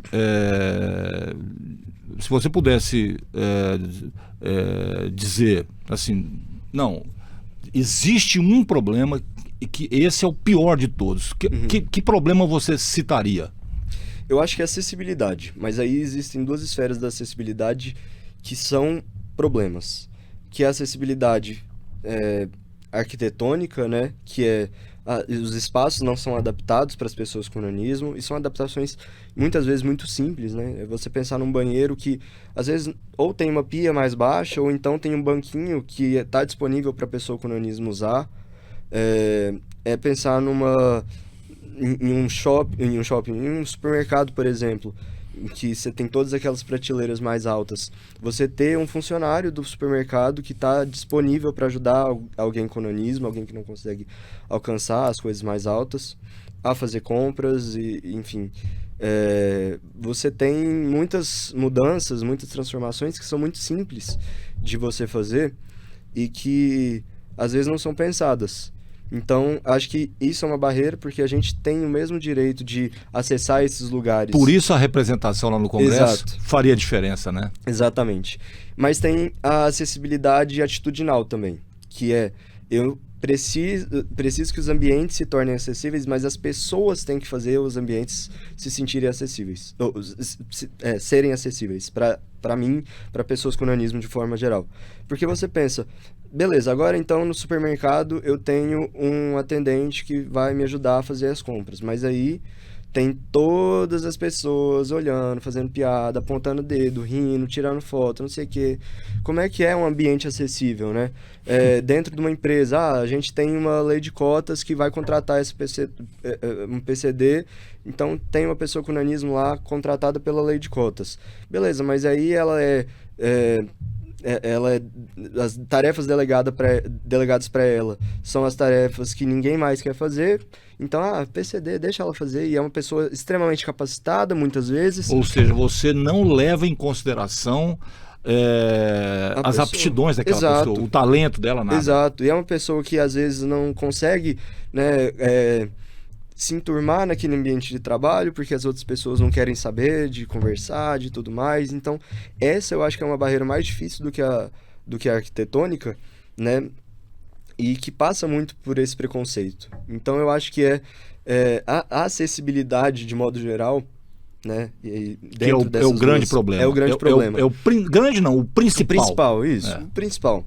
Eu acho que até poderia elencar uma terceira, que é uma acessibilidade, não sei como nomear isso, mas na saúde, né? Então a gente tem a medicina, ela está muito avançada em questões do nanismo, a gente tem muitas pesquisas que estão avançadas, a gente tem o primeiro tratamento medicamentoso para nanismo, para condroplasia, né, que é o meu tipo de nanismo, e a gente tem, acho que, quase 200 crianças já usando esse tratamento. E dá retorno? Dá muito resultado, porque ele basicamente, lembra que é o problema que o gene fica falando, para de crescer, para de crescer, ele meio que silencia o gene. Entendi. E aí ele só deixa o gene falar para de crescer na hora que for parar de crescer. E aí não só você muda a estatura, mas como a estatura, né, e essa atividade do gene já muda o esqueleto, você reverte, ou pelo menos, né, atenua. No seu caso, se essa medicação existisse quando o seu nanismo foi descoberto, ainda durante o período de gravidez da sua mãe, ele poderia ter sido, grande parte dele, revertido. Sim, com certeza. Eu poderia ter usado, hoje a gente vê crianças a partir de 6 meses usando. Então eu poderia ter usado desde 6 meses até pouco tempo atrás, né, quando fecham as placas de crescimento. Eu fiz, na minha época é ótimo, mas assim, eu fiz alongamento ósseo, 2 cirurgias de alongamento ósseo, uma na tíbia e uma nos braços, inclusive tem umas cicatrizes aqui, que é aquela gaiola, já viu quando o motoqueiro cai de moto, tudo? E aí tem aquela gaiola e aí você vai ajustando a gaiola para meio que, né, esticar o osso. Faz o corte no osso, você vai fixando parte de cima, parte de baixo, vai puxando, criando um buraco grande, né, entre uma parte e a outra. Depois você para de esticar, né, quando os tendões, os músculos, porque pensa, vai puxando tudo isso junto, né? Claro. Quando eles chegam no limite, aí você para e aí espera o osso cicatrizar. Quando cicatriza, quando regenera, ele já fica maior do que era antes. Então eu cresci quase 13 centímetros na cirurgia da tíbia. 13? Quase 13 centímetros. Cara do céu. E aí eu vou fazer a do fêmur ainda, vou tentando me organizar com essa questão da faculdade e tudo, para não perder muita aula, para não atrapalhar o andamento dos semestres e tudo, porque eu precisaria trancar, né, porque é uma cirurgia que demora muito e demanda muito. Mas enfim, é uma cirurgia que era a única opção na época, não para crescer, mas para reverter, por exemplo, uma característica da condroplasia, que é a perna arqueada. E aí essa perna arqueada, pensa, você sempre pisando torto, você vai ter problema no tornozelo, no joelho, no quadril. As consequências, né? Para evitar essas consequências, você faz uma cirurgia para minimizar as consequências, não é nem para evitar. Exato. E mesmo se fosse por questão estética de altura, assim, eu poderia fazer. Tem gente que faz rinoplastia pra ficar com o nariz bonito, né? Então, pô, e ninguém cria caso, né? Então pronto. É difícil. Mas então a gente tem avanço na medicina e hoje a gente não tem médico, mas a gente não tem muitos médicos que sabem, que conhecem sobre o nanismo, e aí você não consegue acessar informações médicas porque você não tem um especialista na sua região, você tem especialista só São Paulo, Rio, Sudeste e Sul do Brasil, aqui no Centro-Oeste são poucos também, no Norte e Nordeste poucos também. Ou seja, então, isso assim, já deveria fazer parte da política de formação de médicos nas universidades, principalmente nas federais, né? Sim, com certeza, e isso seria... a gente busca, por isso que a gente busca esse diálogo com o poder público, né? De às vezes trazer isso para o SUS, né? Trazer esse medicamento para o SUS, que é um medicamento de altíssimo custo, né? Já deveria estar lá, né? Já deveria estar lá, mas a gente teve algumas barreiras de STF, de governo, que queria cortar gastos e cortou alguns medicamentos da lista, então a gente tem tido dificuldades, mas é uma luta que a gente continua tendo. Então eu acho que é uma outra barreira de acessibilidade dentro desse meio médico. Mas para falar do maior problema, com certeza a acessibilidade em suas muitas esferas é o nosso maior desafio. Você vê o que você acabou de falar aí de corte de gastos, né? Uhum. Ou seja, você eliminar da lista de medicamentos que são distribuídos gratuitamente, você eliminar alguns por conta de corte de gastos, ou você tirar benefício das pessoas por conta de corte de gastos, né? Aí, quero deixar aqui uma outra pergunta para os nossos pros nossos internautas aí, né? para você que está acompanhando, existe um custo chamado custo tributário no Brasil, que ele se aproxima de 500 bilhões ao ano. E o que é o custo tributário? Que não entrou nessa coisa de corte de gastos, tá bom? Mas o país gasta 500 bilhões por ano com isso. O que é isso exatamente? São os benefícios, né, que alguns ramos, algumas empresas recebem, são subsídios, né, ou porque não estão pagando imposto, ou subsídio por isso ou por aquilo, para empresas. E aí fala assim, mas então estava fácil da gente resolver o problema fiscal do Brasil. Vamos cortar isso. Não, aí não pode. Sabe por quê? Porque essa gente tem poder de lobby. Lobby. O que é lobby? Lobby é um talão de cheque. Entendeu? Que nunca é nominal, né? Diga-se de passagem, porque se ele for nominal, é provável que dê cadeia, né? Então, esse talão de cheque, ele aceita, por exemplo, um monte de coisas, né? Absolutamente não republicanas e reprováveis, né? E que fazem parte desse contexto. Então, esse povo tem esse poder. E aí esses benefícios continuam lá, mesmo sendo um absurdo. Então, quando eu ouço alguém falar assim, olha, como eu já ouvi outro dia, não, a aposentadoria não pode aumentar, tem no máximo ser corrigida pela inflação, mas aumento não tem cabimento. Aumento, agora pensa bem. Então, você não pode aumentar o salário mínimo, né, porque é gasto. Né? Você tem que diminuir os seus investimentos em saúde, educação e tal, porque tudo isso é considerado gasto, mas o maldito serviço da dívida pública brasileira não é considerado gasto, cara. Olha só que absurdo. Então, tô deixando aí para você mais uma perguntinha, né? Você que bate no peito para dizer que é de direita, que não sei o quê, pererê, parará e tal, por favor, né? Pega, vai pesquisar, faz uma pesquisinha, sai desse maldito WhatsApp, sai dessa conversa fiada, dessa montanha de mentira aí e vai se informar que você vai ficar de cabelo em pé, né? O dia que você descobrir o tanto que você está sendo enganado por esse discursozinho podre envolvendo Deus, envolvendo família, envolvendo essas coisas, né? Aí você vai ver o seguinte, o cara fala em família, aí tá na quarta mulher. Entendeu? O cara fala em Deus, mas é um filho da puta que odeia tudo. E que fala em ódio. E fala em odiar o tempo inteiro. Mas as pessoas acreditam que esse sujeito que prega ódio, que não tem nada a ver de família, coisa nenhuma, é um filho com cada mulher, não sei mais o que, não tem comportamento de nada. Mas ele, não, mas é o que ele fala. Você está entendendo a que ponto que chegou isso? Então é assim, escuta, quem é mesmo que está falando em Deus é o demônio. Agora, é impressionante como as pessoas acreditam no discurso do demônio que fala sobre Deus. Porque o discurso demoníaco, né, o discurso do mal, é muito simples de você identificar, né, quem é que está aplicando esse tipo de discurso para enganar as pessoas acreditando que aquilo é o discurso do bem. Entendeu? E aí, as pessoas que fazem isso sabem exatamente o que estão fazendo, cara. E é esse aí o nosso problema.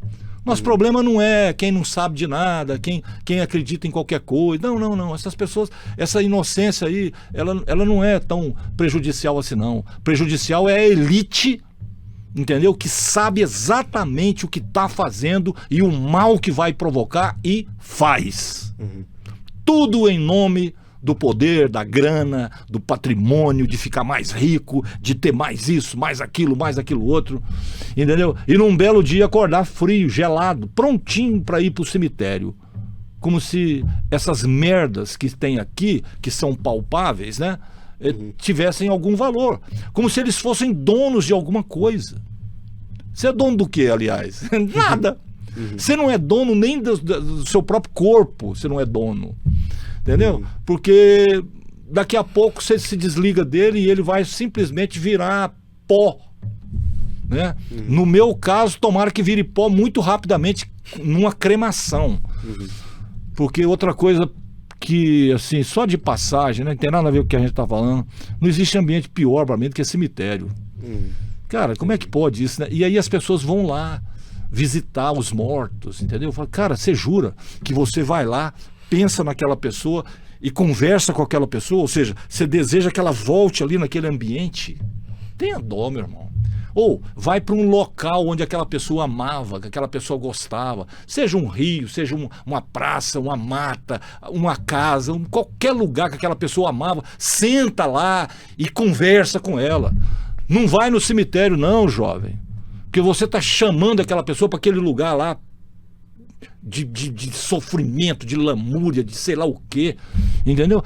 Ou seja, é um raciocínio básico, cara. Não, um amigo meu, sei lá, meu pai, minha mãe, não sei quem, falei, morreu e tal. E aí, quando eu quero conversar com eles, eu vou para os locais onde eles amavam. Porque se o meu pensamento neles, se o que eu tenho para dizer para eles, ou se a conversa vai ser boa e eles vão chegar ali, que seja no ambiente que eles amavam. E não no túmulo, cara. Tenha dó. Entendeu? Ali do lado, sabe? Pensa na... Se é verdade que existe um mundo espiritual, né? Imagina lá no cemitério como é que deve ser, cara.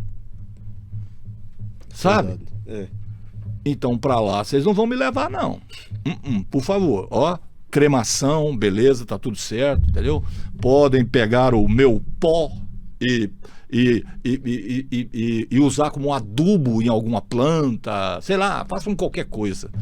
Mas cemitério, tô fora.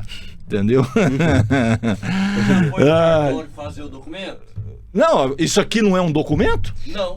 Claro que é. Pro Brasil. Não é. Não vale pro Brasil? Não, então eu vou. Não, então eu vou no cartório fazer, porque não tem a menor possibilidade, entendeu? Ai. Cara, deixa eu te falar uma coisa. 2 perguntas. Uma antes da pergunta, vamos dizer assim. Não é nem uma pergunta final, não é só uma colocação. Mas antes eu quero saber uma outra coisa que eu tenho certeza que muita gente pode estar curiosa. A gente falou aqui em 700 tipos de nanismo, né? Qual é o nanismo mais patológico que existe entre esses 700? E por que ele é patológico? Se é que você tem essa informação. Se não tiver, não, Léo, na verdade não sei, não tem problema nenhum. Você fala o mais severo, assim. O mais severo. Tá. Que aí eu posso chamar de patológico, né? Sim.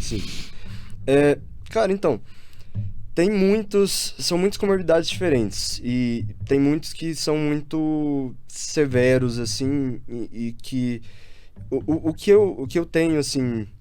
Porque todo mundo, só para te ajudar nesse sentido, assim, na minha cabeça, né, e eu não tenho competência para esse tipo de raciocínio, mas vamos lá, eu imagino que o nanismo mais severo, diretamente proporcional ao crescimento, deveria ser o pior.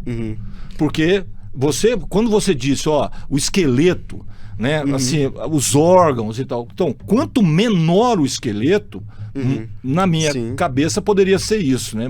Mas eu não sei que nanismo seria esse. Então, a gente tem um tipo de nanismo que ele é muito raro, e que ele é muito, muito severo, a ponto de, assim, a pessoa mais longeva que a gente conhece no nosso grupo morreu com 7 anos de idade. Chama nanismo tanatofórico. De tão severo que ele é. E muita gente morre, muitos bebês morrem assim antes de completar 1 ano. A maioria dos bebês, na verdade, que nascem com esse tipo de nanismo. A gente tem, vamos entrar para a genética agora, né? A gente tem aqueles genes, os genes que são dominantes e os genes recessivos.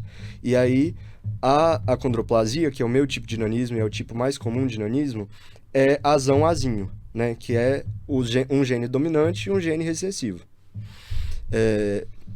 Então a gente chama de heterozigose, né? O tanatofórico é quando é azão-azão. Então aí é homozigose dominante. Então é meio que 2 genes dominantes desse mesmo tipo, né? E aí você tem uma complicação muito mais severa do que a acondroplasia. Então é um encurtamento muito maior dos braços, das pernas, E aí o pior, né, é o estreitamento do tronco. Então, quando você tem esse estreitamento do tronco, o pulmão e o coração não conseguem se desenvolver, e aí a criança tem insuficiência cardíaca, insuficiência respiratória, e acaba morrendo em pouco tempo. A expectativa de vida para o tanatofórico é bem baixa. Então, eu acho que é o mais severo em questão de, assim, praticamente 100% de letalidade em algum momento. Só por essas informações aí, a gente entende, né, o quanto o preconceito em relação ao nanismo é absurdo, né? Uhum, exato.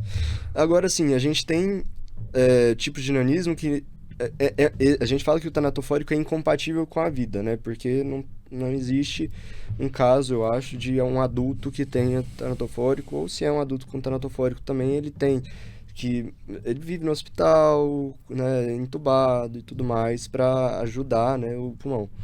Mas a gente tem alguns tipos que são compatíveis com a vida, mas que trazem complicações mais severas. Então, é bem como você falou, os que causam uma menor estatura, né, geram uma menor estatura, são os mais complicados. A gente tem a displasia diastrófica, que é um dos tipos mais comuns de nanismo, e que é o tipo do gigante-léu, por exemplo, e que é uma displasia que causa um encurtamento muito severo dos braços e das pernas, muitos problemas articulares. Então as pessoas com displasia diastrófica geralmente têm muita dificuldade em andar, principalmente longas distâncias. Não atinge tanto o tronco, atinge braço e pernas. Não, atinge também o tronco, mas atinge mais os braços e as pernas, eu acho. E aí a gente tem... Eu acho que os que atingem mais o tronco são os mais complicados, né? A gente tem a diastrófica, que tem essa... né, prejudica o tronco. A gente tem a espondiloepifisária também, que é uma que prejudica praticamente só o tronco. Braço e perna fica quase que do tamanho natural, assim. Claro, um pouco mais encurtado, mas mantém a proporcionalidade de braço e perna. Mas o tronco é muito encurtado, e aí, então você tem problemas na coluna, você não consegue andar longas distâncias também por conta disso, você tem pode ter problemas cardíacos, respiratórios, inclusive problemas cardíacos e respiratórios, assim, tem em quase todos os tipos de nanismo, são comorbidades geralmente associadas. Como é que é a questão do relacionamento entre pessoas, em pessoas com nanismo ou entre pessoas com nanismo? Por exemplo, você tem um tipo de nanismo e você vai se relacionar com uma pessoa que não tem nanismo, por exemplo. Um filho dessa relação, qual que é a possibilidade de vir com nanismo, por exemplo? É 50% de vir com nanismo e 50% de não vir com nanismo. Porque aí entra de novo na genética, né? Azão-azinho, o meu caso. Então, azão pode... E provavelmente a pessoa que não tem nanismo é azinho-azinho. Então, a pessoa... pode ser azão-azinho, ou duas possibilidades de azinho-azinho, né, que são as 50% de nascer. 50% de nascer com nanismo. Quando é uma pessoa com nanismo com outra pessoa com nanismo, mas aí também, voltando um pouquinho, depende do tipo de nanismo, porque a diastrófica, por exemplo, é um nanismo recessivo, então é azinho-azinho. Então, se a pessoa com displasia diastrófica se casa com uma pessoa que tem, né, enfim, tem que fazer todo um teste lá, mas ela pode ter um filho sem nanismo, e assim, o gigante-léu tem uma filha sem nanismo, por exemplo, e assim, a chance de você ter um filho com diastrófica é baixa, se eu não me engano é isso. Mas, então depende do tipo. Quando são dois tipos, o mesmo tipo, então eu vou casar com uma pessoa que tem também a condroplasia. Então, são dois azão-azinho. Então, você tem 50% de chance de ser... Não, minto. Você tem... 50% de chance de ser a condroplasia, 25% de chance de não ter nenhum tipo de nanismo e 25% de chance de ter o tanatofórico, que é o azão-azão. Então, você tem essas possibilidades que são da genética, assim, que... Agora, uma pergunta bem pessoal. Essas possibilidades de ter um filho...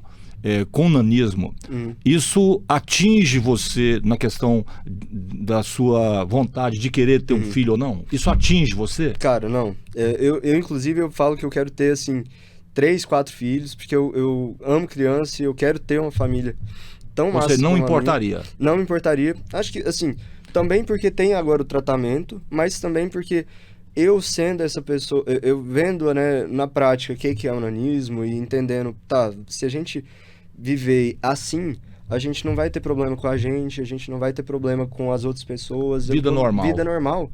Então, assim, eu não me preocuparia em ter um filho com nanismo e eu acho que, inclusive, seria muito...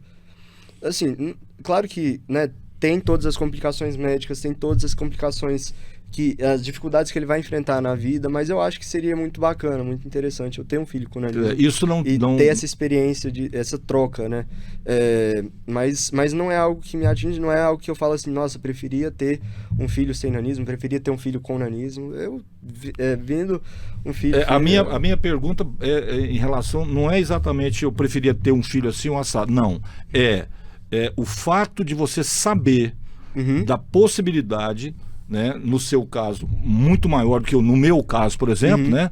Enfim, porque você mesmo diz, existe uma possibilidade de 50% de eu ter um filho, né? Da minha mulher engravidar e ter um filho com nanismo ou não, se esse fato aí influencia na sua vontade de ser pai. Não.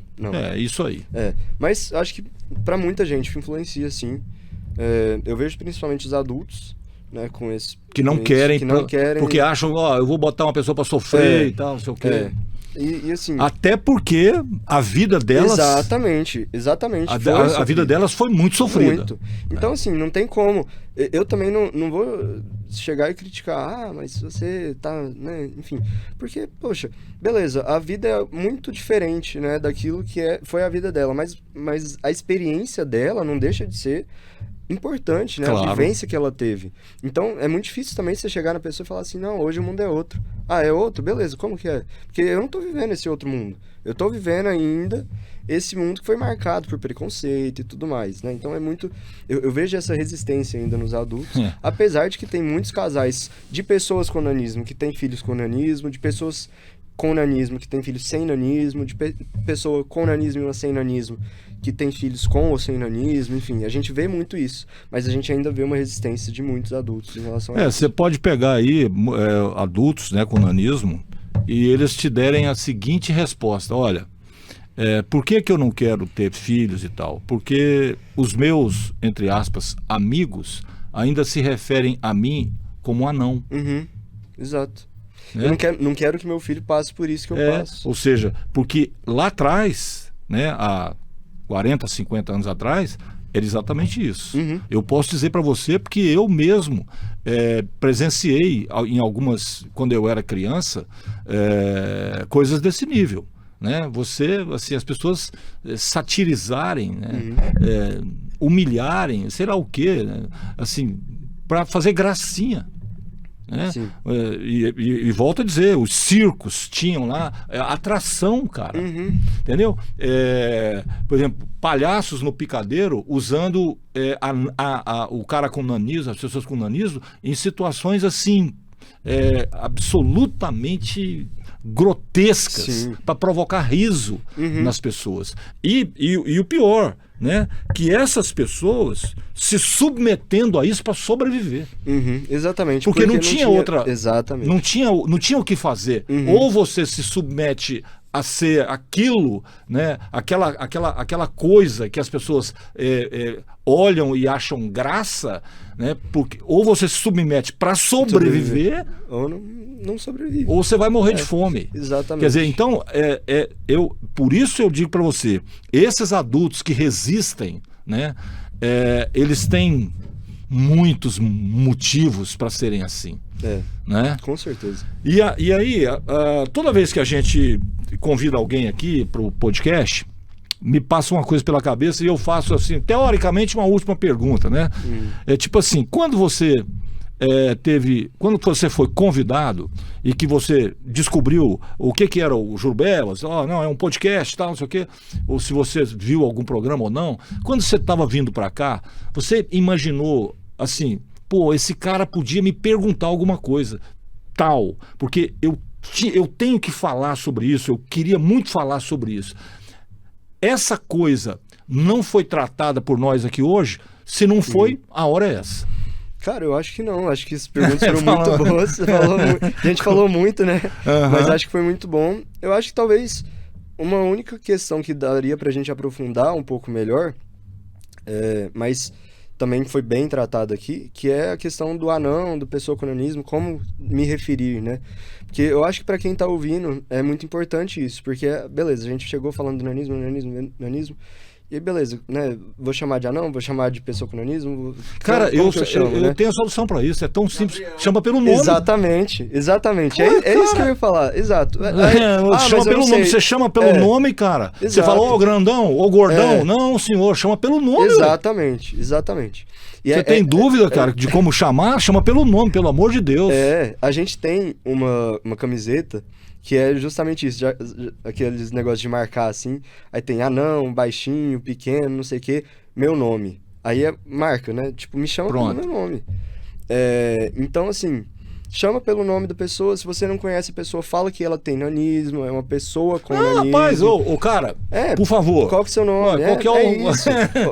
Então, assim, o anão tem a dó, né, cara? Não. Então, eu acho que assim... Para com isso. A gente discutiu sobre isso no encontro, né, que a gente teve. Inclusive foi um debate bem bacana, um debate bem pegado, assim, entre eu e uns adultos que são amigos, né, mas a gente foi... amigos meus, né, a gente discutiu bem sobre isso, beleza, dá pra usar a palavra não, porque a gente tem os surdos hoje trazendo isso como, o surdo como algo, assim, de empoderamento mesmo, de força, olha, eu sou surdo mesmo, e batendo no peito falando assim, não, é isso mesmo e tudo, transformaram essa palavra em algo deles. Então a gente estava pensando, será que a gente consegue trazer isso também? E acaba que não chegou num consenso. Então, não chegando num consenso, prefiro não usar. Porque o problema não é a palavra em si, mas é todo o significado, o passado que ela carrega. Passado de piada, de sempre ser usada de modo pejorativo. Então, prefiro não usar, prefiro eu acho que usar o nome. Ela carrega muita coisa ruim, cara. Exato. Entendeu? Acho que mais pelos contextos do que pela palavra em si. E hoje inclusive... a gente tem muita gente, o anão moral, então usando essa palavra para diminuir outras pessoas. Então, de outras maneiras, né? Então, a gente usar essa palavra para, né, se referir a alguém, de fato, não é... não vou nem falar que não é a melhor opção, não é certo de modo algum, sabe? Eu acho que, eu falei, né, quando as pessoas chegam em mim e falam assim, você é anão, eu não tenho nenhum problema com isso, porque às vezes elas nunca ouviram que a palavra correta, o termo correto à primeira vista é pessoa com nanismo, para depois você já perguntar o nome, já começar a chamar pelo nome. Mas, agora, né, que você que está nos ouvindo sabe que palavra não tem por que você usar ela, sabe? É uma piada ofensiva para a maior parte das pessoas. As pessoas que não se ofendem também não vão se ofender com você chamar ela de pessoa com nanismo. Então, beleza, tem gente que não se ofende se eu chamar de anão, então eu vou chamar de anão. Não, beleza, chama de pessoa com nanismo, que aí nem diz que não se ofende. E as opções, anão. Cara, as opções. Você não precisa nem falar o pessoa com nanismo, cara. O jovem, o figura. Escuta, você aí. Qual que é o problema? Pronto, então assim, eu acho Você não precisa usar esse termo, porque esse termo, ele tá inserido num contexto de preconceito. Exato. Não tem conversa. Então, para não criar uma situação constrangedora nem para outra pessoa, nem para você mesmo, prefiro sempre. E esse negócio é tão sério. Outro dia,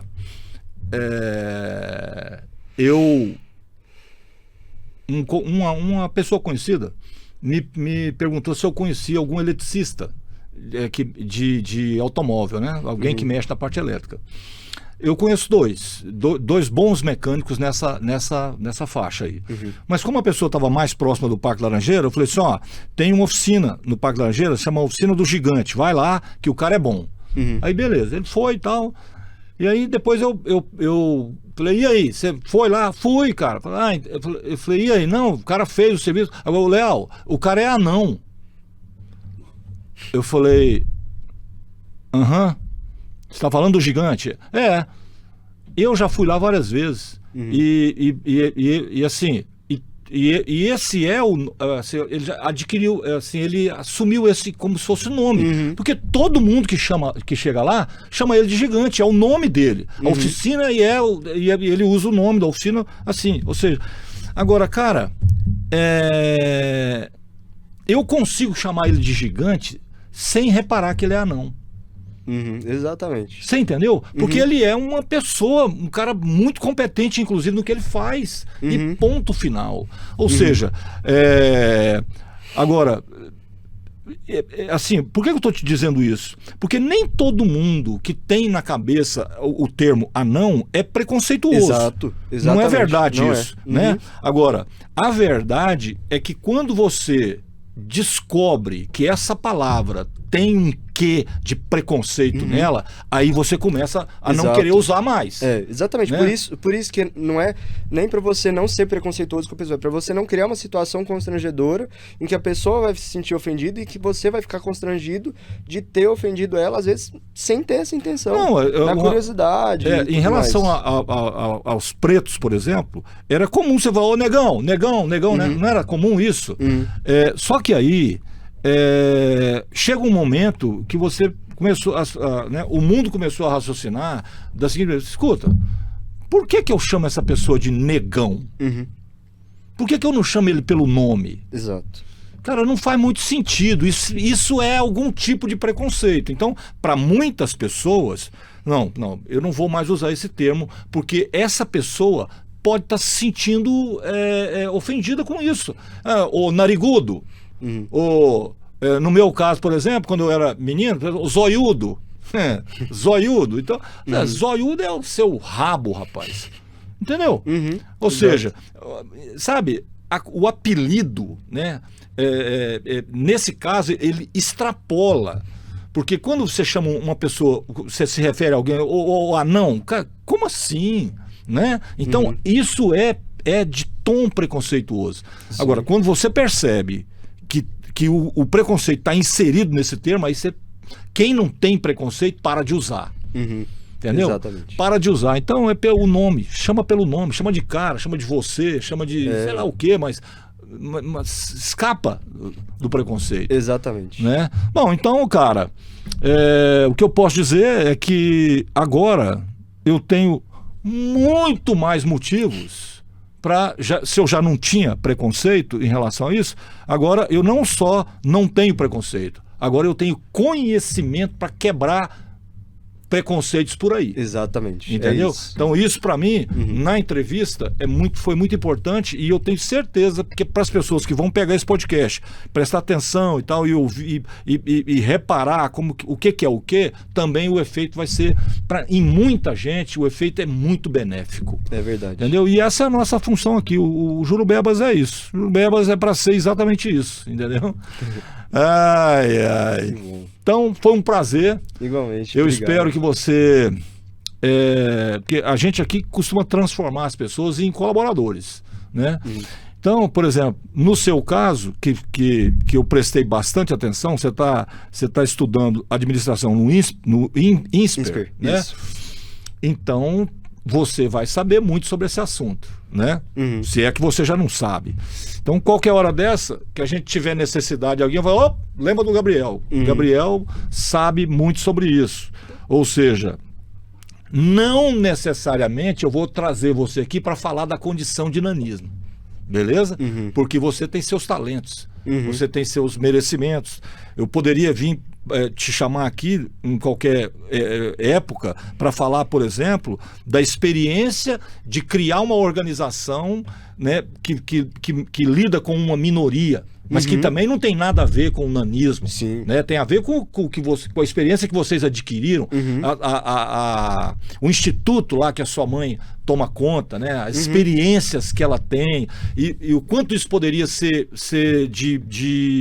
digamos assim, bom para outras pessoas que precisam fazer a mesma coisa em relação a outras atividades. Outro dia eu entrevistei aqui alguém que criou uma cooperativa de bordadeiras, então falou muito sobre isso e a gente aprende sobre aquilo, e quando isso vai para o grande público, né, que as pessoas passam a ter acesso, elas percebem que existe muito mais vida, né? Existe muita vida além daquele mundinho ali, sabe?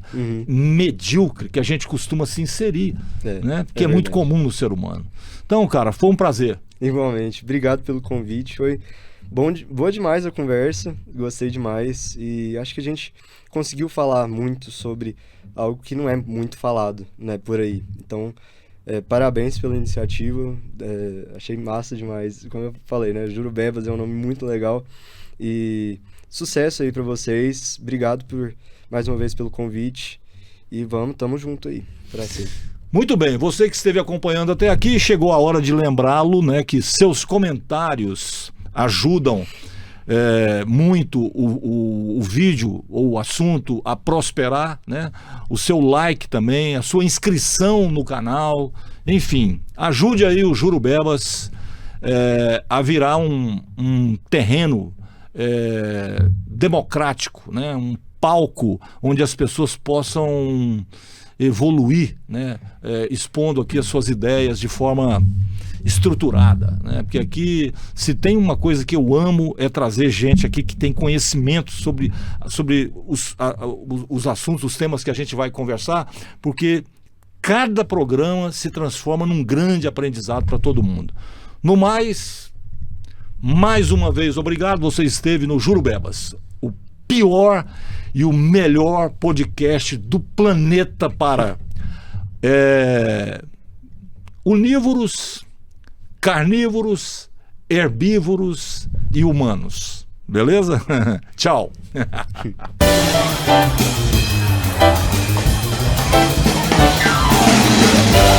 Jurubebas.